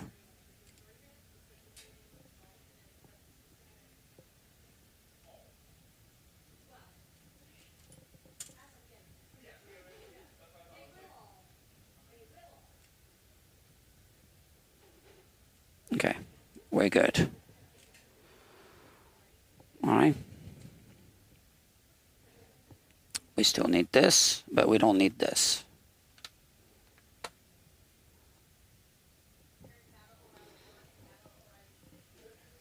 And we can start charging this, recharging. Okay.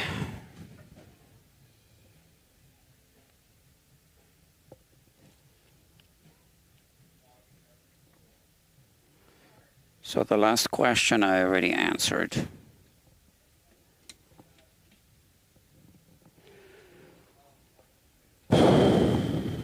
Where do I have, well, how about I use this?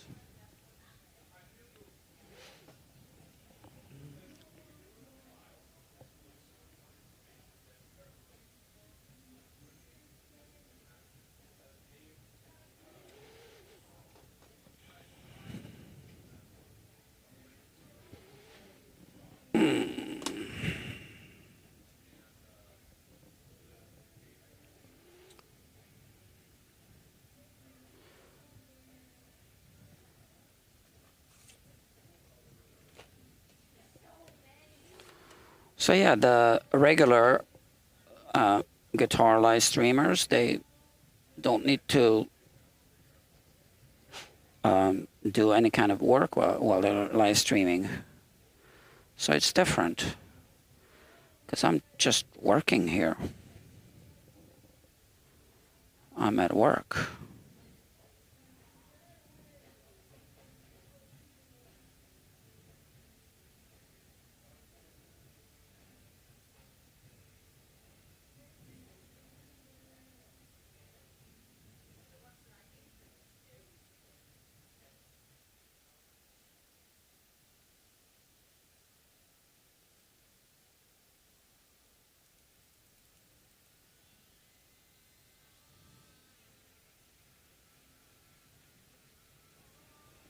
And that's the final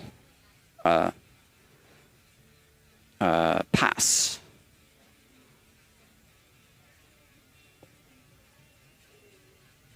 And then we'll clean and oil the fingerboard, put the neck back.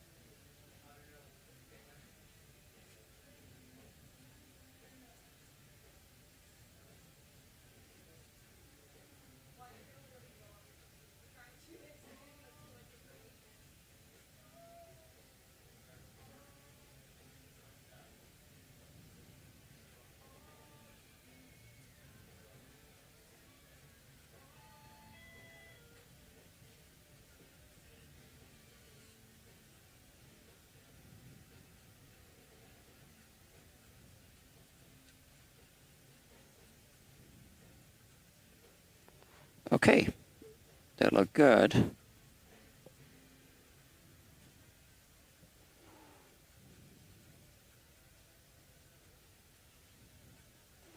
So I can see the difference between these frets and the rest. I'll make sure this doesn't overheat.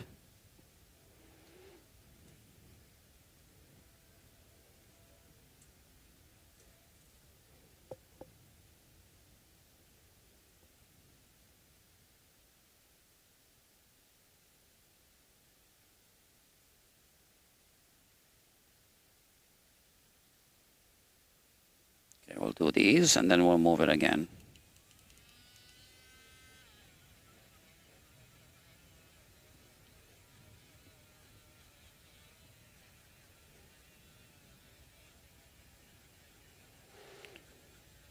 So yeah, I do it like this. Some people just do the steel wool. At the end, you can play the guitar one way or another. You see? So what difference does it make? I don't know. That's just the way I like to do it.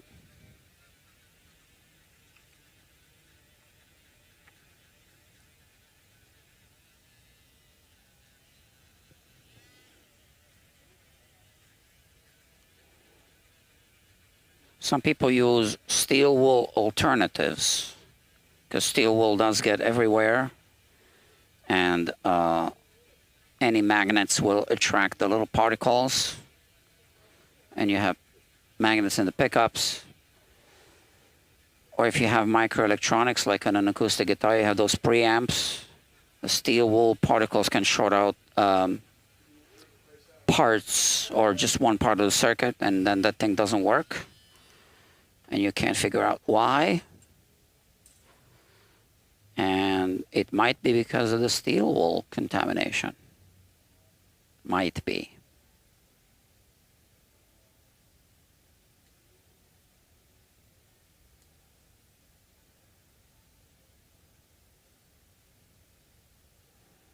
Okay.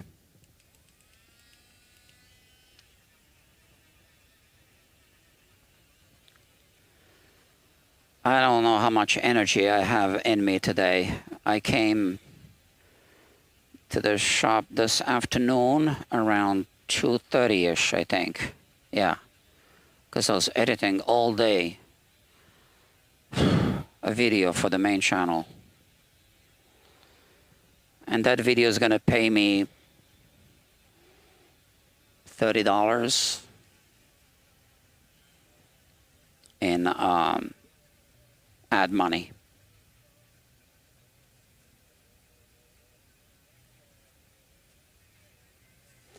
And the thing is that channels get demonetized if you stop uploading. Because you could say, oh, you know, this is kind of like my retirement bonus, let's say, right? You should have a retirement plan other than YouTube, right? But so I say, okay, that's kind of like my retirement bonus.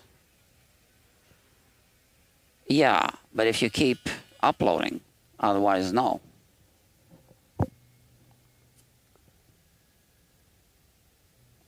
No, let's do it this way.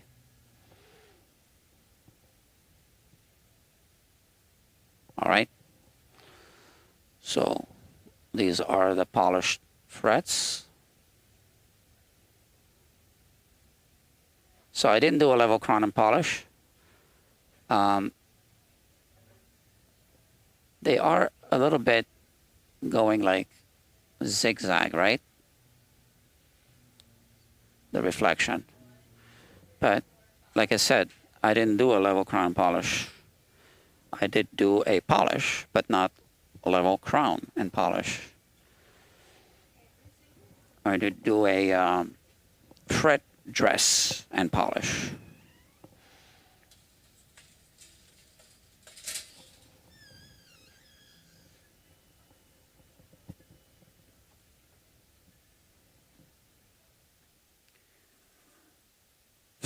All right.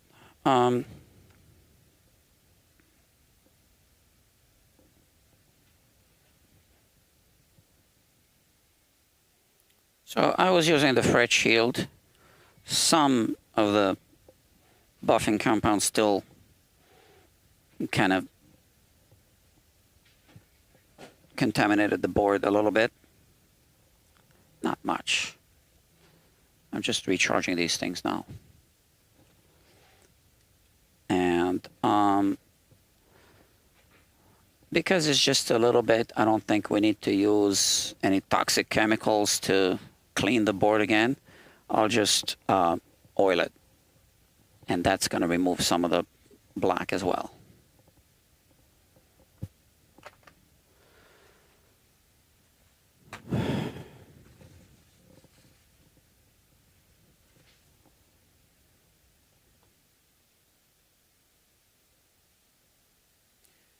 So I wonder what these are. If they're really reverb springs. I don't see how, but maybe that's the idea.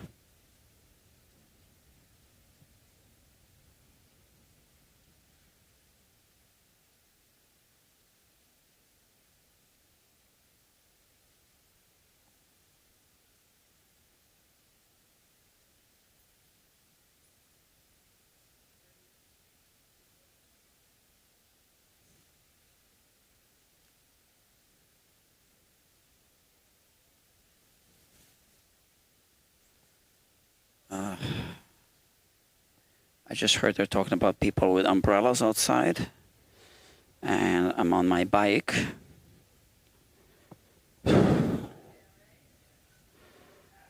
Well, I do have, you know, a raincoat.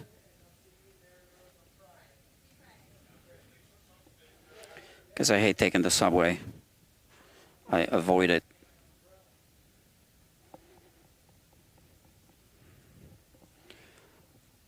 I don't think public transportation is a bad thing. I just don't like the New York City subway.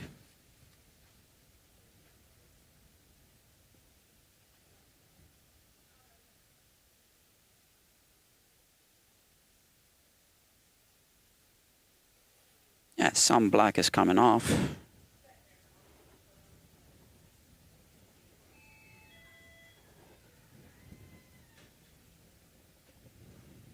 You can see that.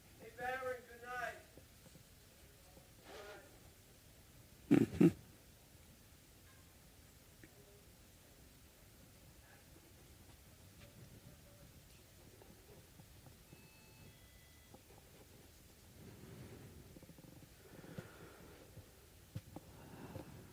Yeah, so channels do get demonetized.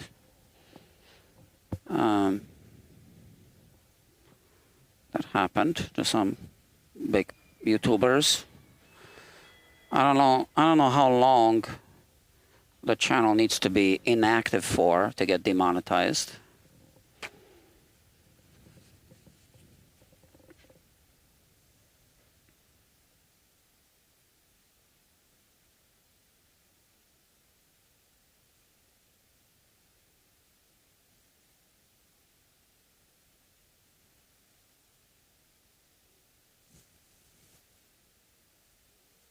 I was kind of getting nervous at some point that my channel will get demonetized. Because at one point I couldn't upload for like over a month, like 2 months or so. I don't know, I gotta check the dates. And then I kind of forced myself to put together a video.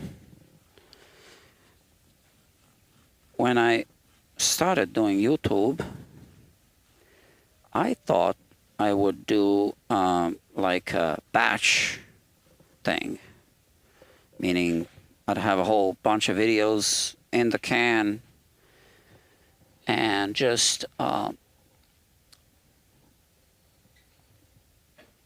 set up release dates, because you can do that, but you gotta make a whole bunch of videos all at once.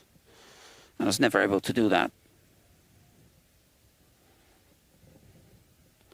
That takes a lot of work.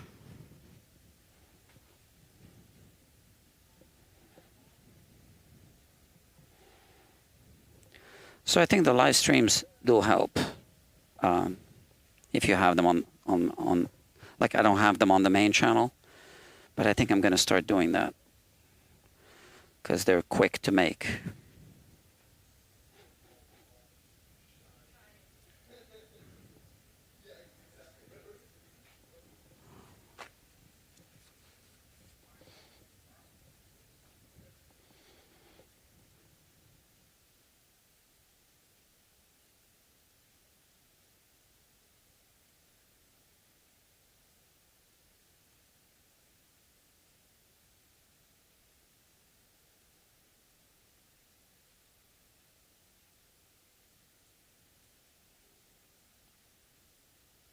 Yeah, sometimes with my videos, I feel that I'm just trying too hard to,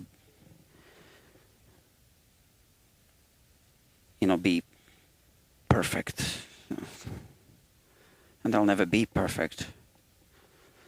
So today, I was recording multiple takes of, the narrations.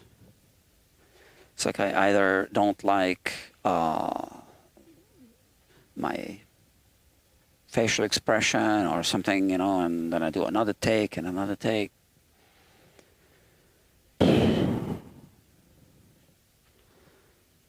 There were definitely multiple takes.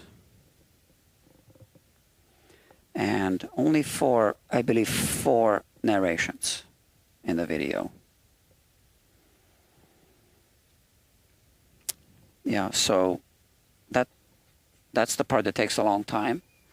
And then in the editing also, what takes a long time is all the color correction and sound levels.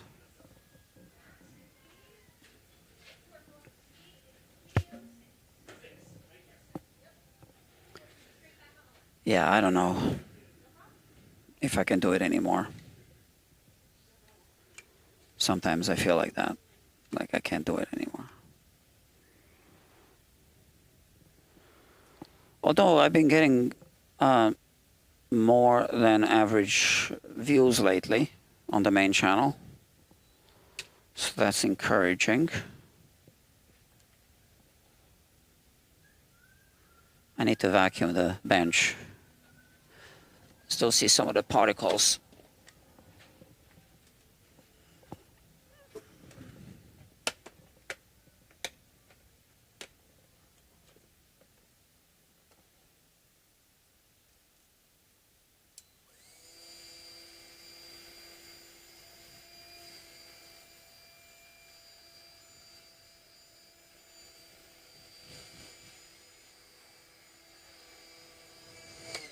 I mean, I only saw one particle, and I saw a little wire from the wire brush.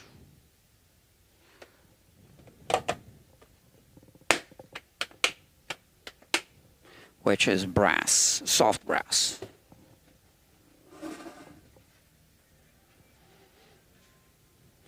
Okay, let's put it back together.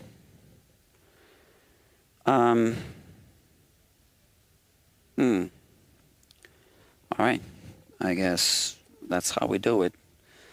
So this plate, we might as well clean it. Goes inside here. Like that. And now we have these two things. So how do we do this now? If I flip this, the plate is going to fall out. If I do it this way, is it going to hit the right spots? I guess. Let's see. Yeah. All right. Perfect fit. I would say not surprisingly. Now, this goes here, here.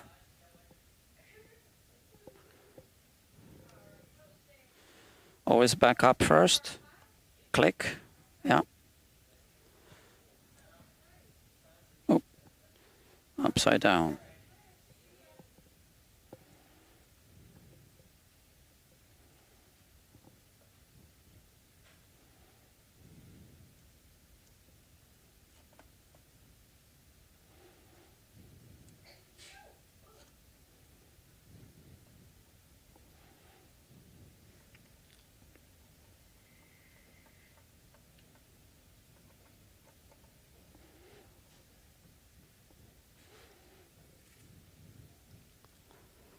So I usually don't use the power tool to screw in the neck screws. And if I do, I don't tighten it with the power tool. I start with the screwdriver. I do the power tool in the middle, and then tighten with the screwdriver. So now we're going to reassemble the bridge.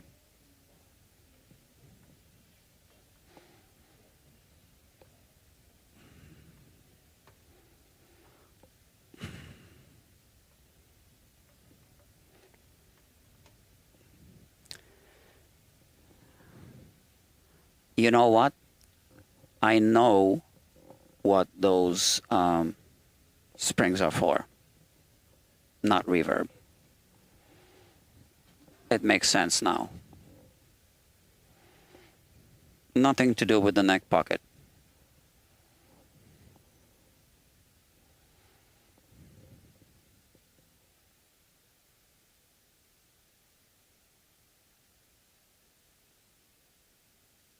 This camera goes dark sometimes, and I don't know which connection is loose.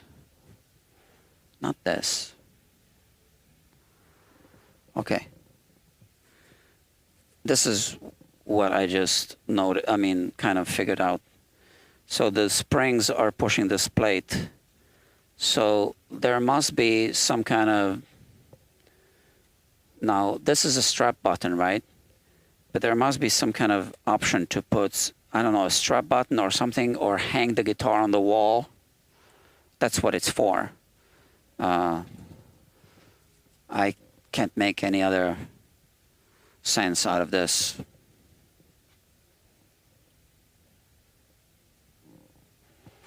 So somehow you can hang the guitar on the wall, I guess. All right, mystery solved.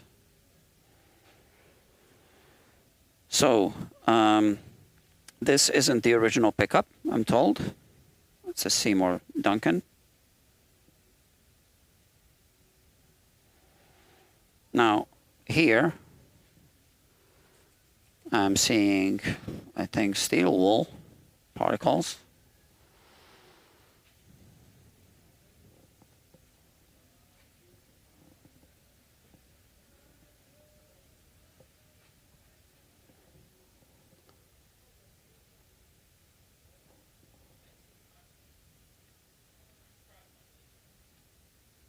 Yeah. So this is a good example why I don't like to use steel wool. You can see how it contaminates the pickup right there.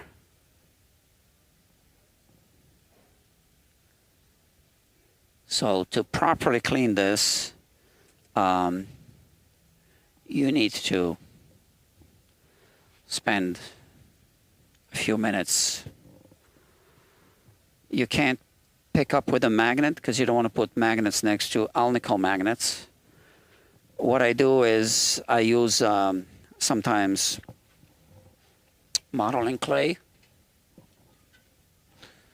Where do I have it? It's over here, sorry. I'm looking for it.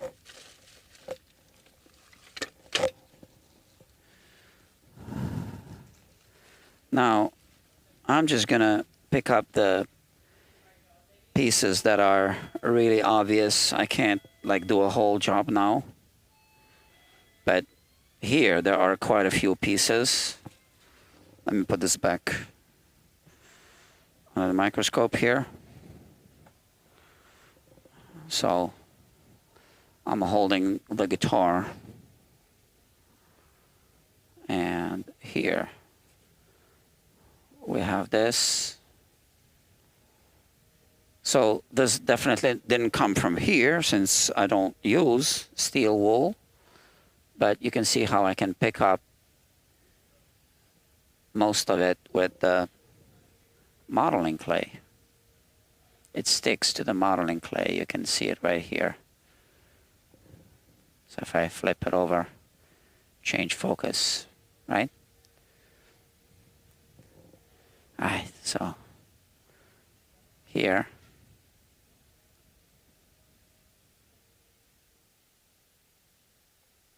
So, yeah, some people say that it can't damage the pickups. Some people say that it can. Don't ask me, I don't know.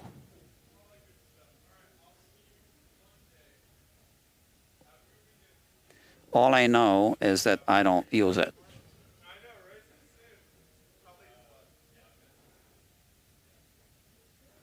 So this isn't like a perfect cleanup, but it's better than nothing. Some reason I don't see it here.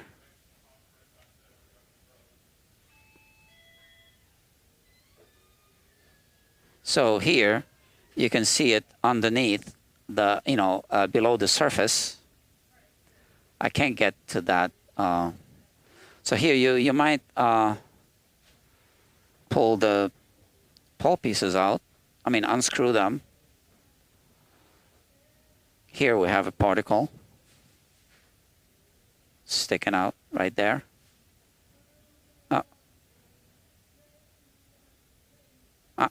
Just came off. And yeah, that's about it.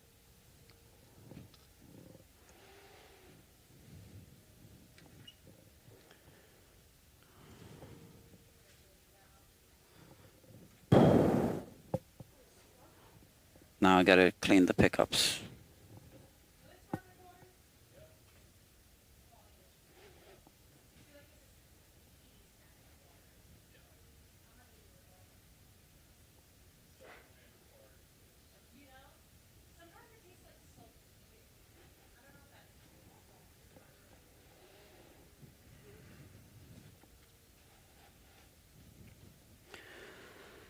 Okay, my friends, so we're gonna reassemble this bridge, and I'm going to do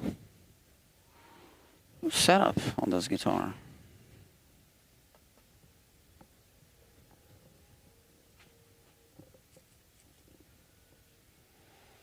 So what do we have? We have the 4 screws here and the bridge, so no neck rest just yet. I guess we can put this back.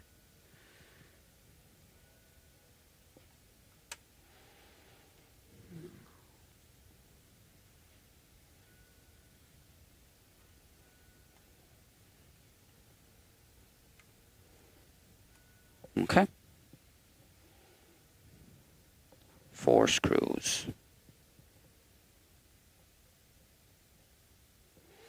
Don't tighten all the way just yet. So it's weird how this guitar is made, that, the plate wasn't aligned with the, whatever. That's the way they made it.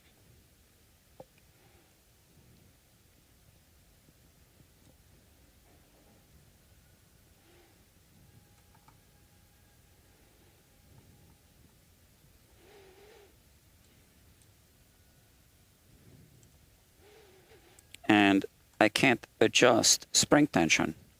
And now I want to move the saddles back to where I think they should be. So it's got a plain G string. So the G string is going to go in that direction compared to where the D string is. And again, I need this tool, the 1.5 millimeter thing. Okay, and the A, I moved the A string thing because I was already messing with the intonation the other day. So I know pretty much where the A needs to be. The G I moved now, and I put it in the wrong place. So I'm just roughing in the intonation right now. The E is going to be somewhere around here. And I can estimate it with the ruler So this is a little more than 25.5 inches.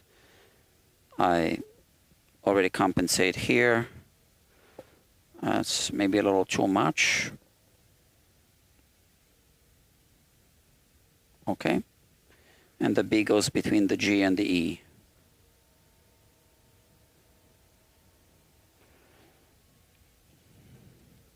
For now, let's say it's okay for now.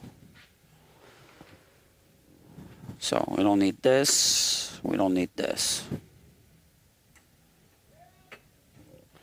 These are the strings that the customer wants. So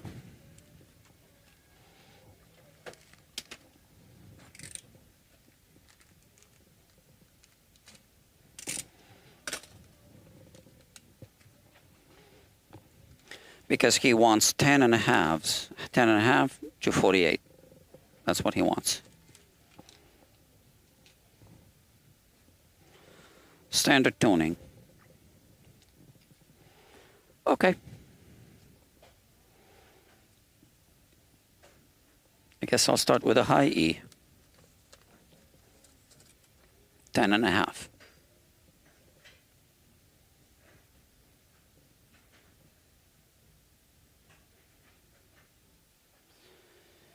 And we'll cut it here.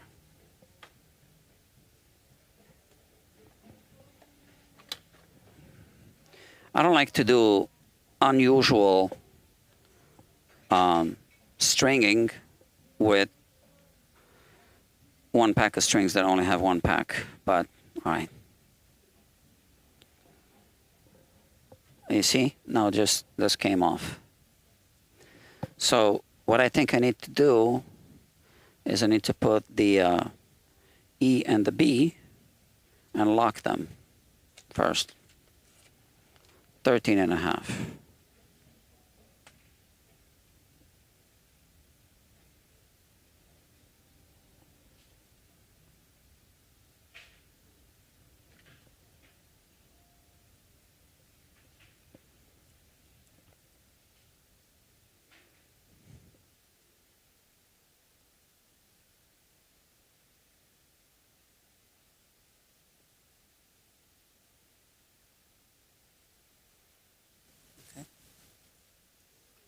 And let's cut them around here.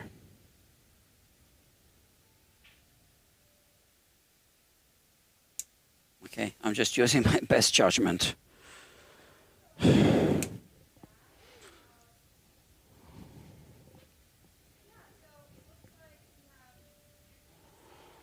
So we put it inside of this hole. Sorry, I can't be moving the cameras around. I just need to get this done.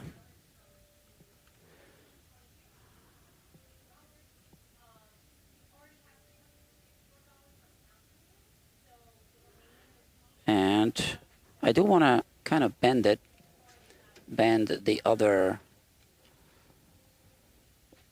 side of the string a little bit in this direction.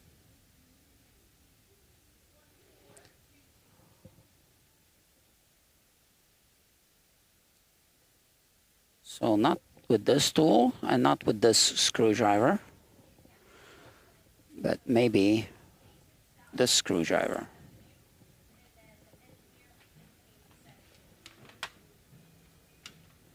It's like a flathead screwdriver that, yeah, fits right there. Exactly. Okay, cool.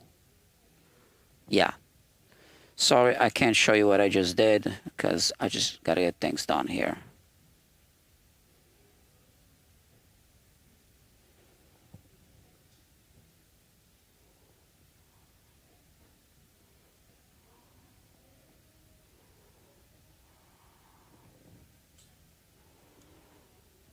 All right, so this is going to start lifting the trim system.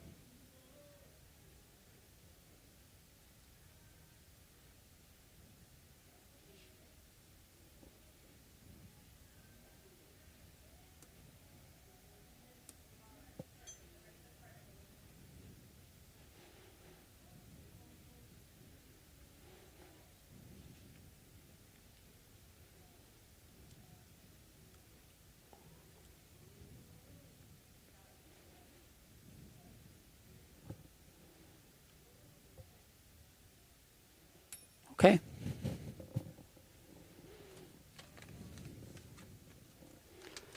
Let's hope this is good. So same thing here. I'm just going to put 2 strings. 17.5, 28.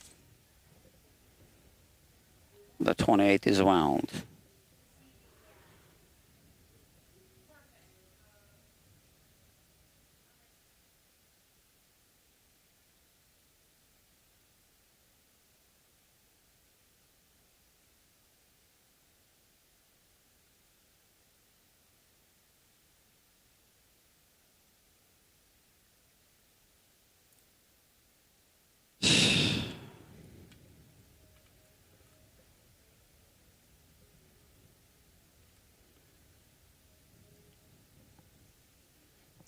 So I did start a completely different YouTube channel fairly recently.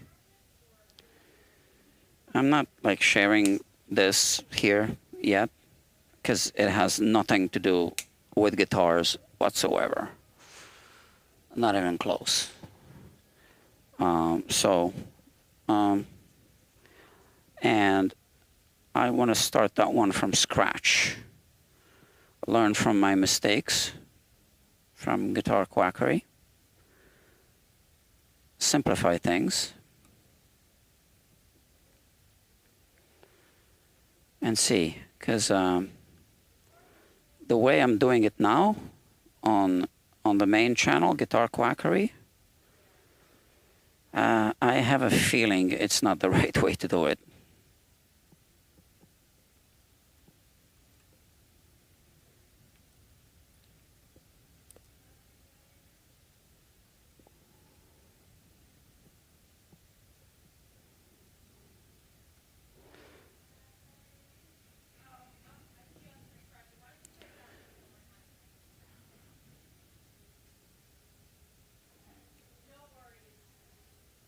So I'm trying to neatly wind these if possible.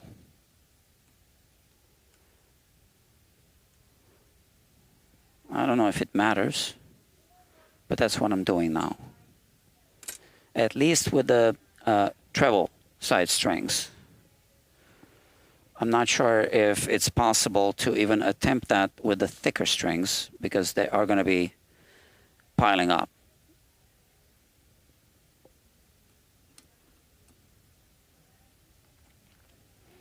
So you see it goes through the hole and then it sticks out, and I use this micro tip flathead screwdriver to push that part of the string a little bit to make a hook, so to prevent slippage.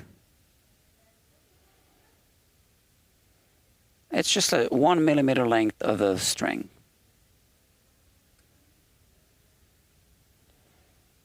And then I wind it first on one side of that protruding string, and then the other side.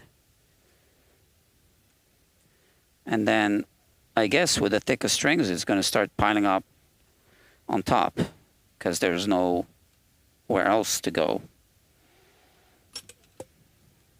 Yeah. Yeah, which is fine. That's how this is made. 38 gauge and 48 gauge.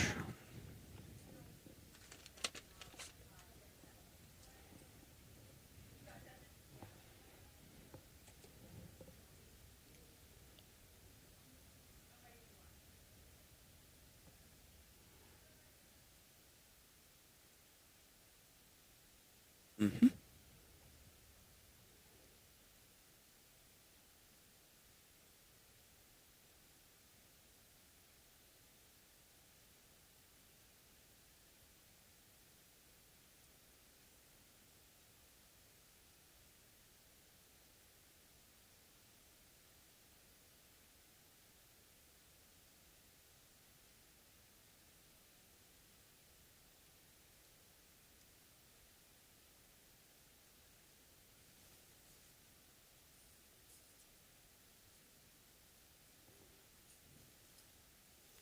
And these two, I'm gonna cut them here.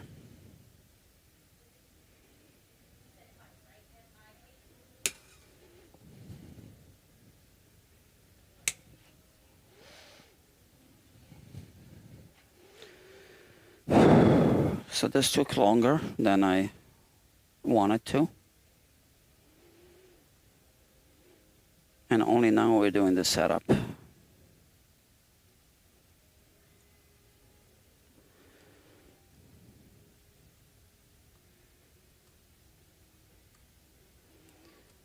So on this one, I don't think I need to do this bending on these strings. They don't stick out as much.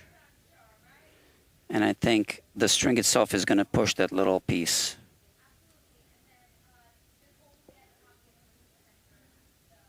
And because it's a wound string,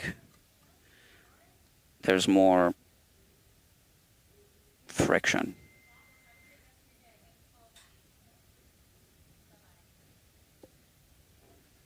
And this one definitely I can't bend. I'm not even going to attempt to do it.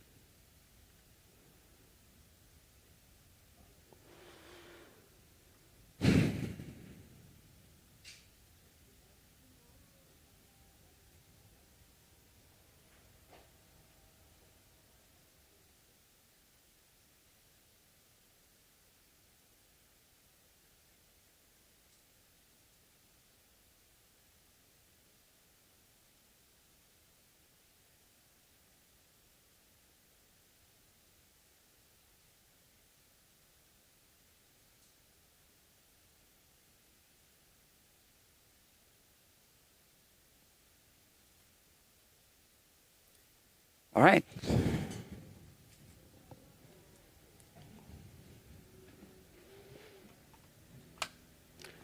So I hope the setup doesn't take too long now, the mechanical part of the setup. So let's make sure that these I loosen and tighten just to release the string because now they're under tension.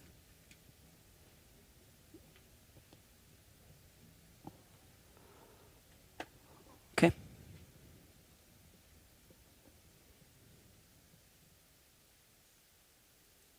And I am just increasing string tension a little bit on every string.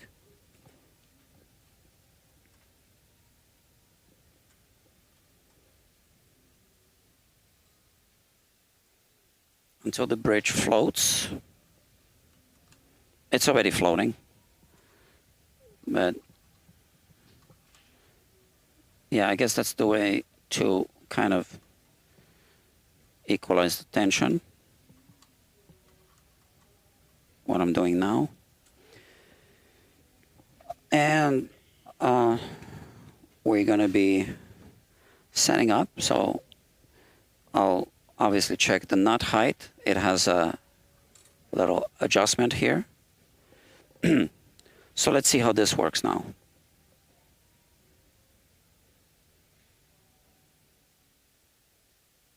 Works in both directions. This is how the customer wanted this to work.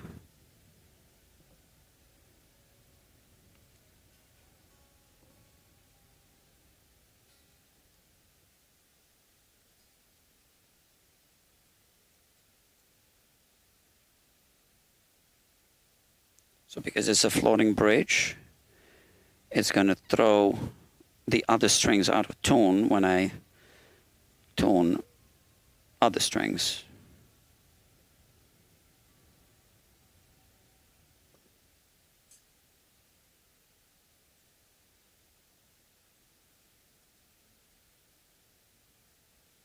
So we're going to do this in a few passes.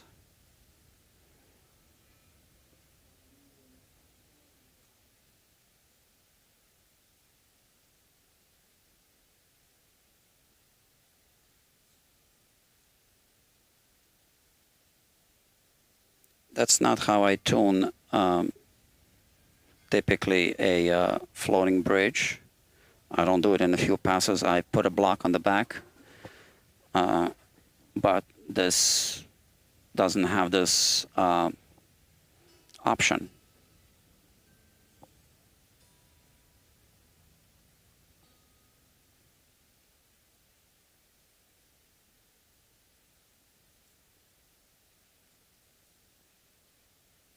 Because we don't have a lot of slack before and after the bridge and saddles, there's going to be less stretching of the strings, right? I can still pre-stretch them a little bit.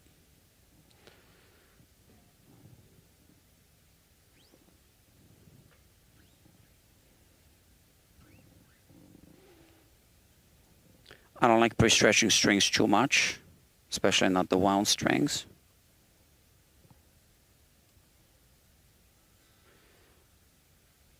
I guess you could say there's two schools of thought on this one.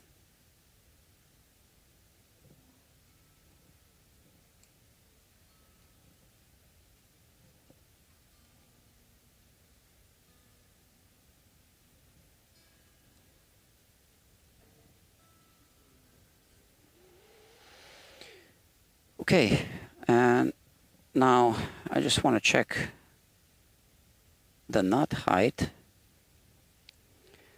It feels like maybe I can lower the base side a little bit. And we need an Allen key for this. Allen key, yeah. This one? Yep. So I can loosen the middle one. And let's adjust this part. Yeah, I can lower this one now a little bit.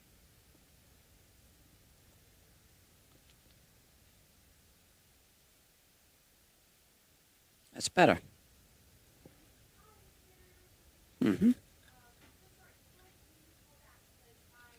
So let's check this side. I guess I can also lower the treble side just a touch.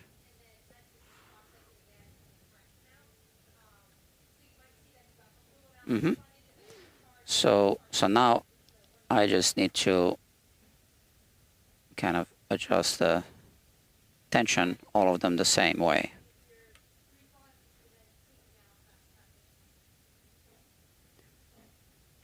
So the only thing that locks this in place is the tension of the strings, I guess. I don't really work with these knots too much.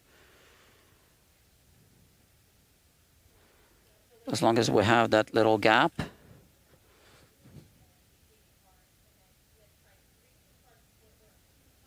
For whatever reason, the D string is higher, but that's not a knot you file. So it is what it is. And now let's check the truss rod, the neck relief.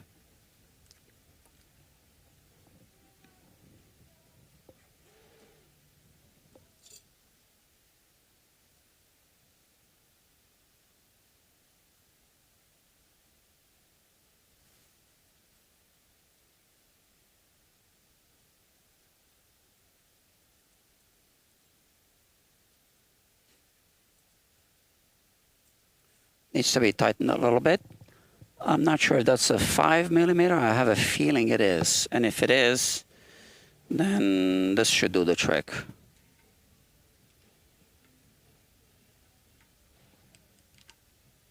Nope, it's got to be a 4.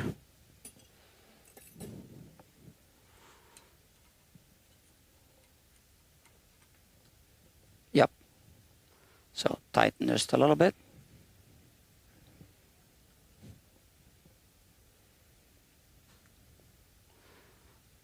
So we have 6 1/1000ths on this side, 6, 8, 8, 8 1/1000ths on this side, 6 on this. So we have a little bit of a differential relief, but in a good way, right? So a little more relief here than here, which is great. So we have this. We don't need this anymore. Now we measure the radius of the frets, which looks to me like a 14 or 16 inch. Let's see.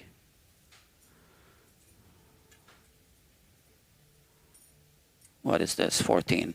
Let's try.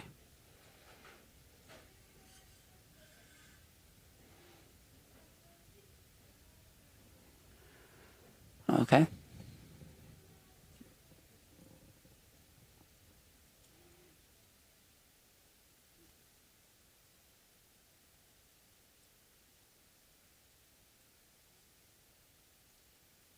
I think it's supposed to be a 14-inch. So it kind of fits through the middle.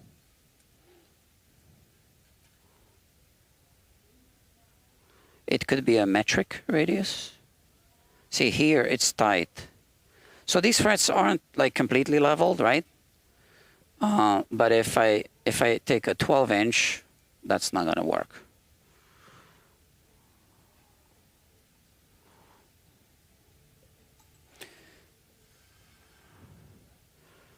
Now I know you're asking, well, why they're not level? We did like leveling, and again, I'm repeating, I did not do a level crown and polish.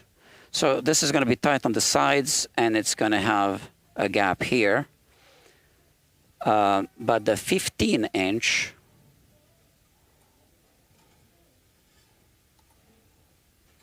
might be closer. I don't know. So tight. Let's see. Tight.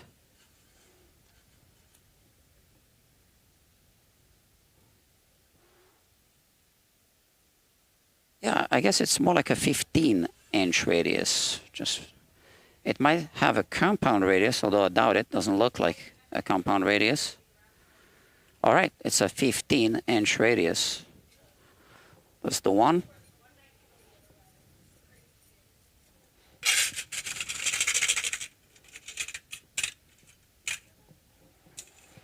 And now we adjust the action of the high E string, then the action of the low E string. I know this customer wants lower action, so I already know that. So because it's a 15-inch radius, I'm going to go lower than 60 1/1000th of an inch. So right now it's at 58. So like I said, I'm just going to go a little lower.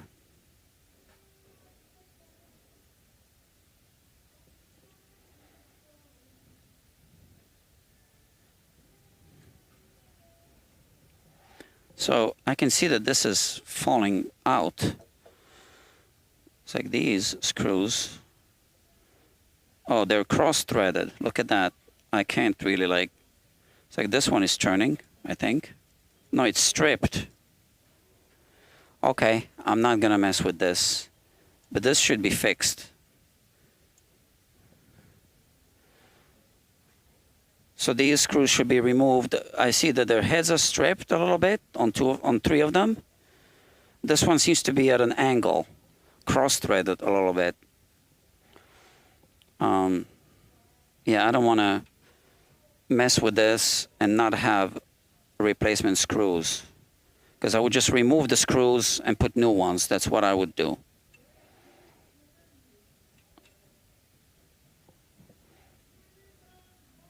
Okay, I put this all the way down to 50.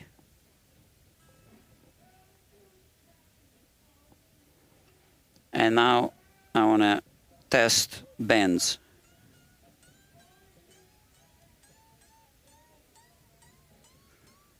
It's not threading out on the bends. I'm not expecting it to, since it's got a 15-inch radius.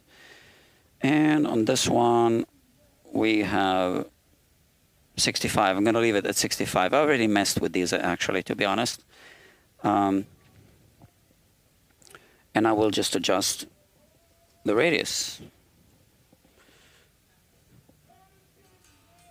So this one needs to go up.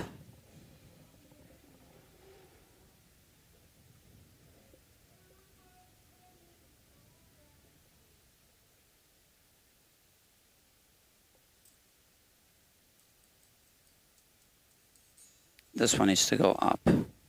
So what I like to do is start higher and lower the saddles onto as the strings are vibrating. So these two need to go higher, the D and the B. Initially higher, right?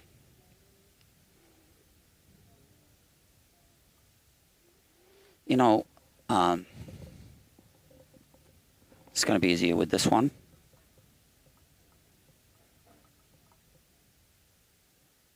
All right, so I raised all the middle ones higher than they need to be. So now when I put the radius gauge here, this one isn't vibrating and this one is choking too. So, but the middle ones are vibrating. So I'll start with this one, the A.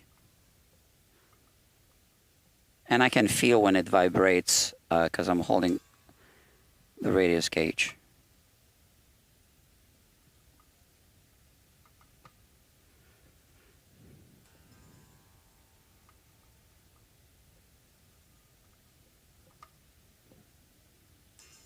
Okay, so this is now matching. I'll just go over to the D. Or, you know, sometimes I like to just go over to the B first.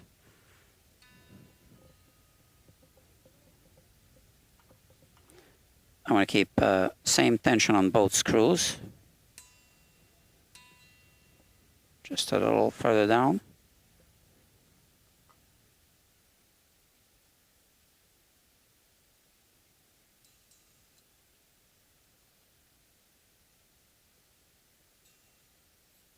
Yeah, that's good. Now the G, I see a little gap, so I'm just going to lower it a little bit first.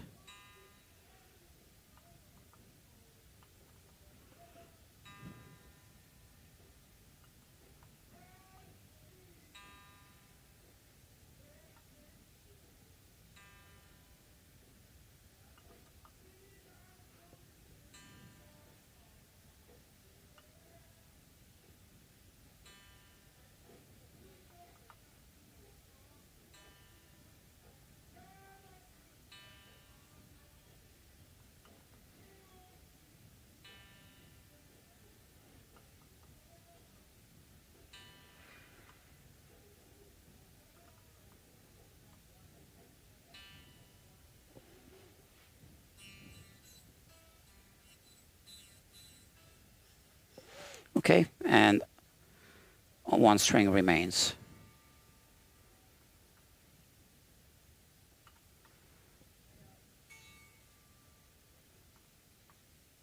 Okay. I know you don't hear this, but I do. And I also can feel the vibrations when the string hits the, yeah, now you can feel the vibrations in the, under your fingers. I want to make sure I'm not turning, I'm just checking if both screws feel like the same tension, that they're both actually seated.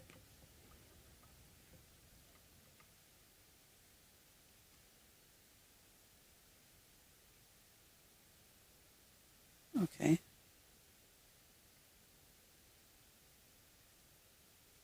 So it's an interesting bridge, but it all looks like pot metal.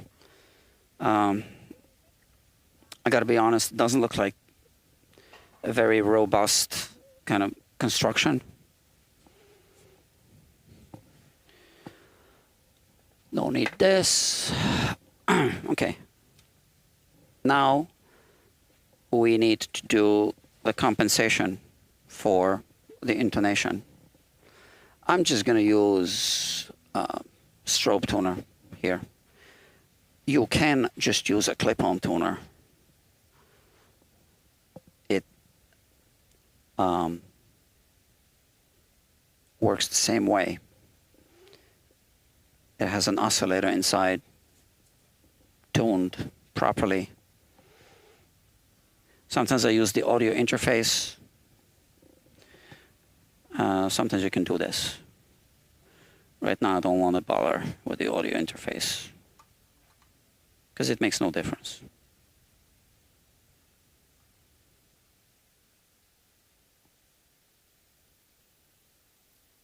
So now I want to make sure that I'm clear. I'm using the Anderson, right?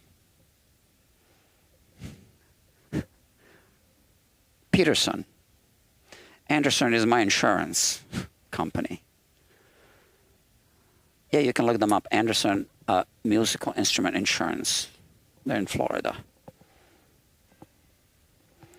See, they could sponsor this channel and the main channel, since I mentioned them.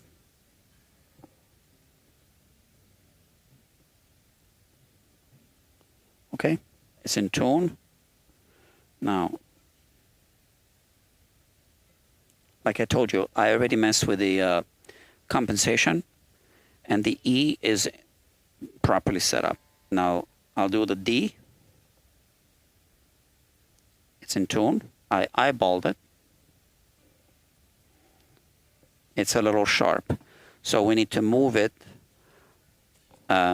in this direction. Now, I cannot insert this one here because this is tapered. I mean, it's got a tip that's smaller, but it's too big to go inside the hole. So for the D, for the intonation, compensation, I need to use this one to release this. Move it.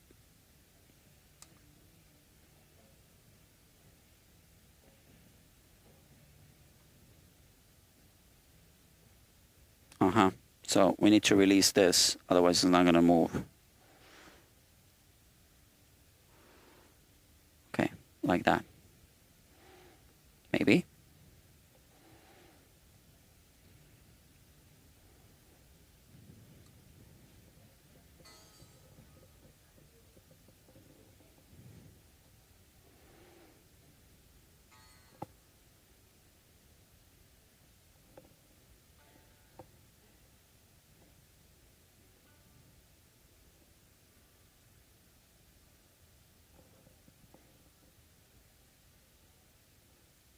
Still just a little sharp.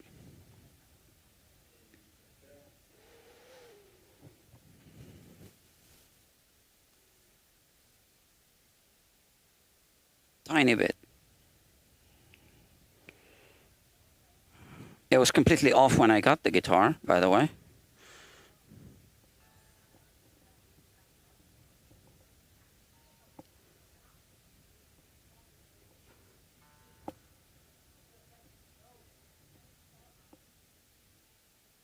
Perfect. So now I know that the A needs to be between the E and the D. So I'm just going to release the A so I can move it. And hopefully we hit the spot just by moving in between the two. So this is one of those that, you know, you release it and you move it with your finger. So you don't really dial it in. I don't know what these are for. They are not for the intonation.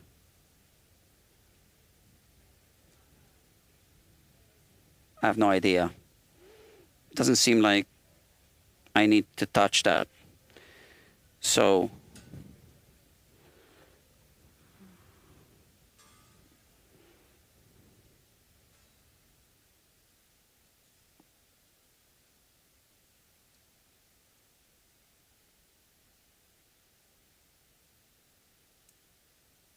I'm going to do it this way.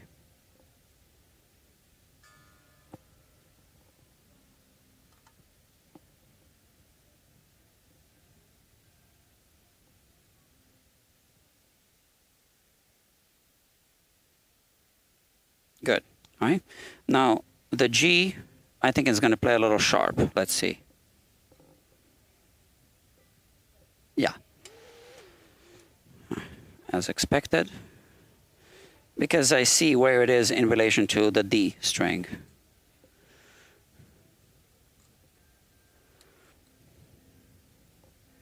So it's got to go behind the D. Let's start with this.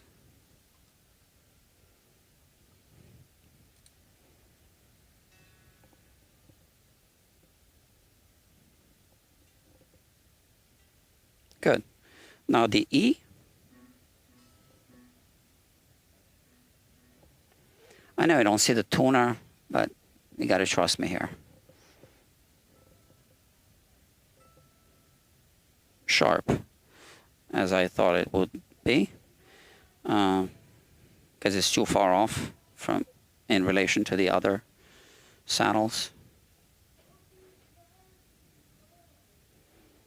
I think here, maybe.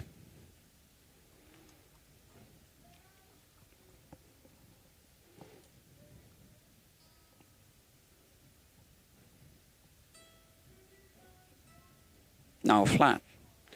Okay. If you say so.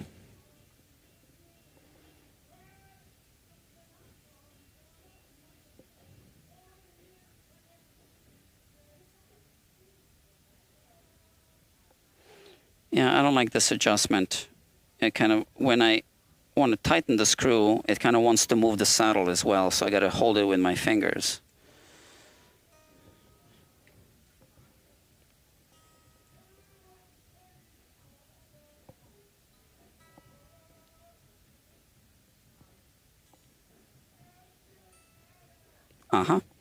And I can see that the B string is in the wrong position in relation to the G and E. So I'm going to put it in between the two, where I believe it should be. A little closer to the E. Let's see what that does. I don't usually work with these string gauges, so I don't really know.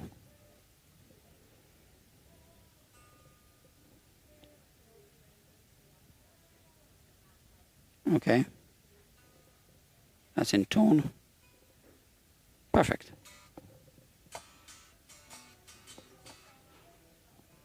Did everything else stay in tune?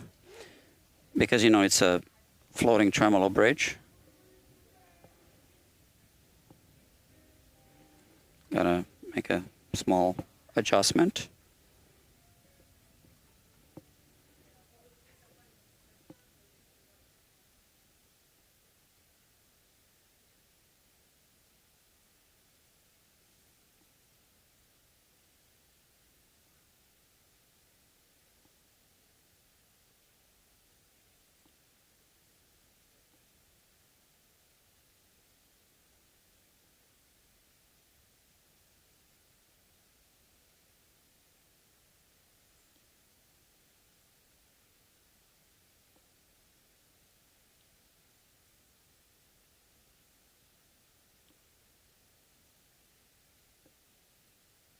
Yeah.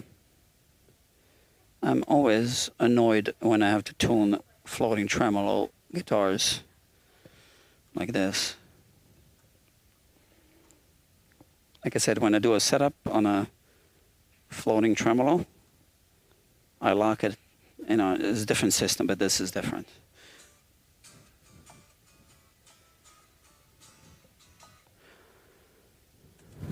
We're done with this. Pickups. Now, I can see that the pickup is a little tilted.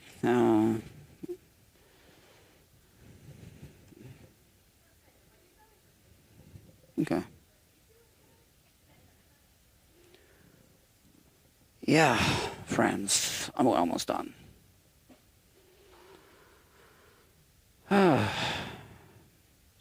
Buddy Davy, greetings to you from Paisley, Scotland.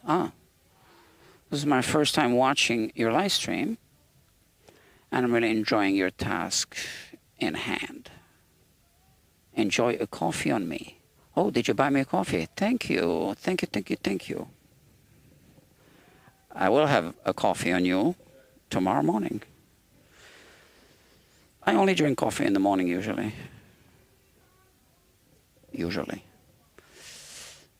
I have a confession to make.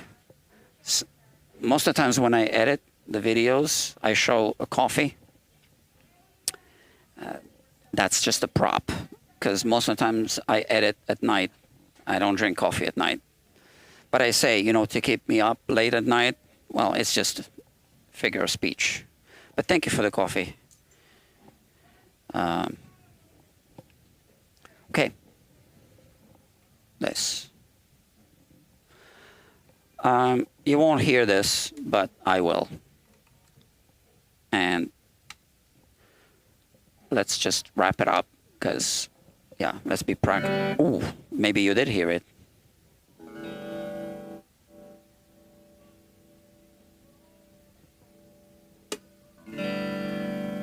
Wow.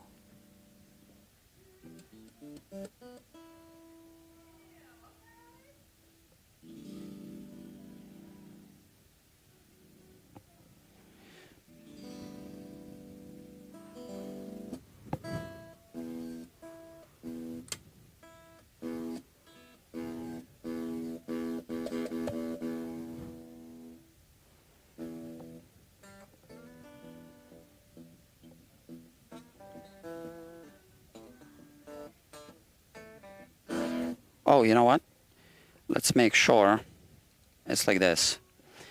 So,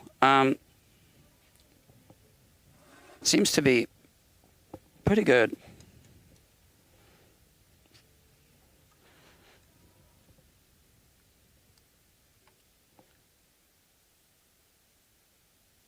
Phillips, I think so.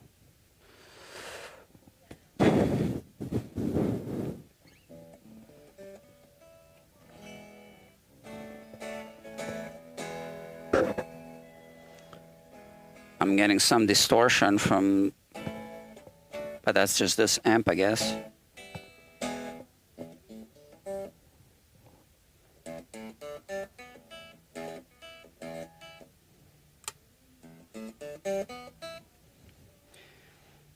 I'm not even going to adjust anything. It's fine.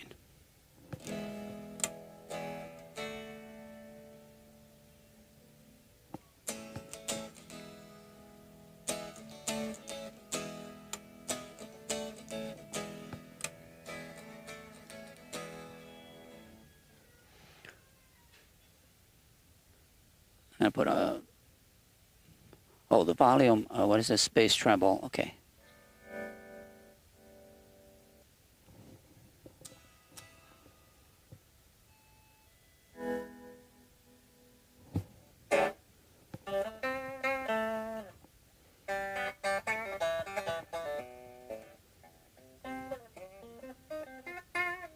So this action isn't for me, it's very low. But I know that this is how this customer likes it. And I can adjust it when he picks it up. So let's not spend too much time. I'll ask him when he comes. Now, I am worried about this. Not happy with this.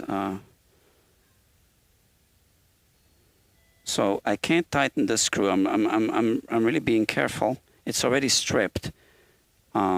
Now this one isn't showing much damage. That's better. This one is stripped. And this one seems to be going at an angle and is stripped. Yeah, I would address this at some point in time, but not today. Okay, check this out. Oh, it's got two positions, middle position. Maybe two positions, yeah. Three, like this is like that, and boom. Okay. And now,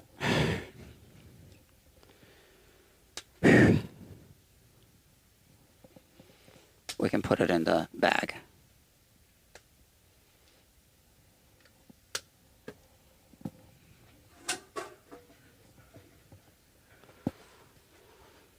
Now, the tram, yeah, it works. We opened up that thing, so I'm going to need to discuss this with the customer. It's a little cosmetic thing. Not a big deal, but it wasn't there before. But how else? I mean, you know, I don't have a metal shop here. And this was, whatever coating this isn't electrocoating. I can see it's peeling off here and here. So now it's, okay. Yeah, I mean, it works. And this goes here. I wonder what this is for. Some kind of thumb wheel.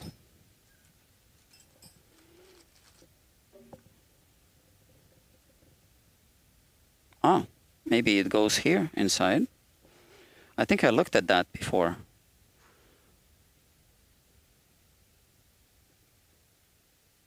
Can't make sense of it. So the customer contacted the company, never received a reply about how to adjust the spring. But it works. It's in the right position now.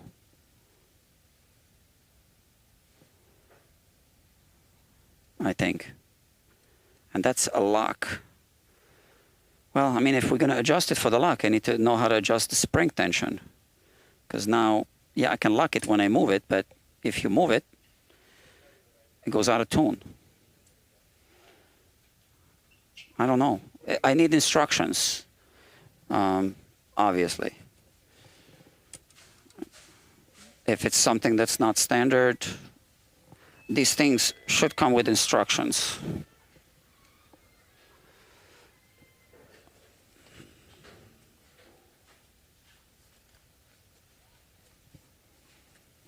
We looked a little bit on YouTube. I couldn't find, I mean, I can't spend 3 hours looking.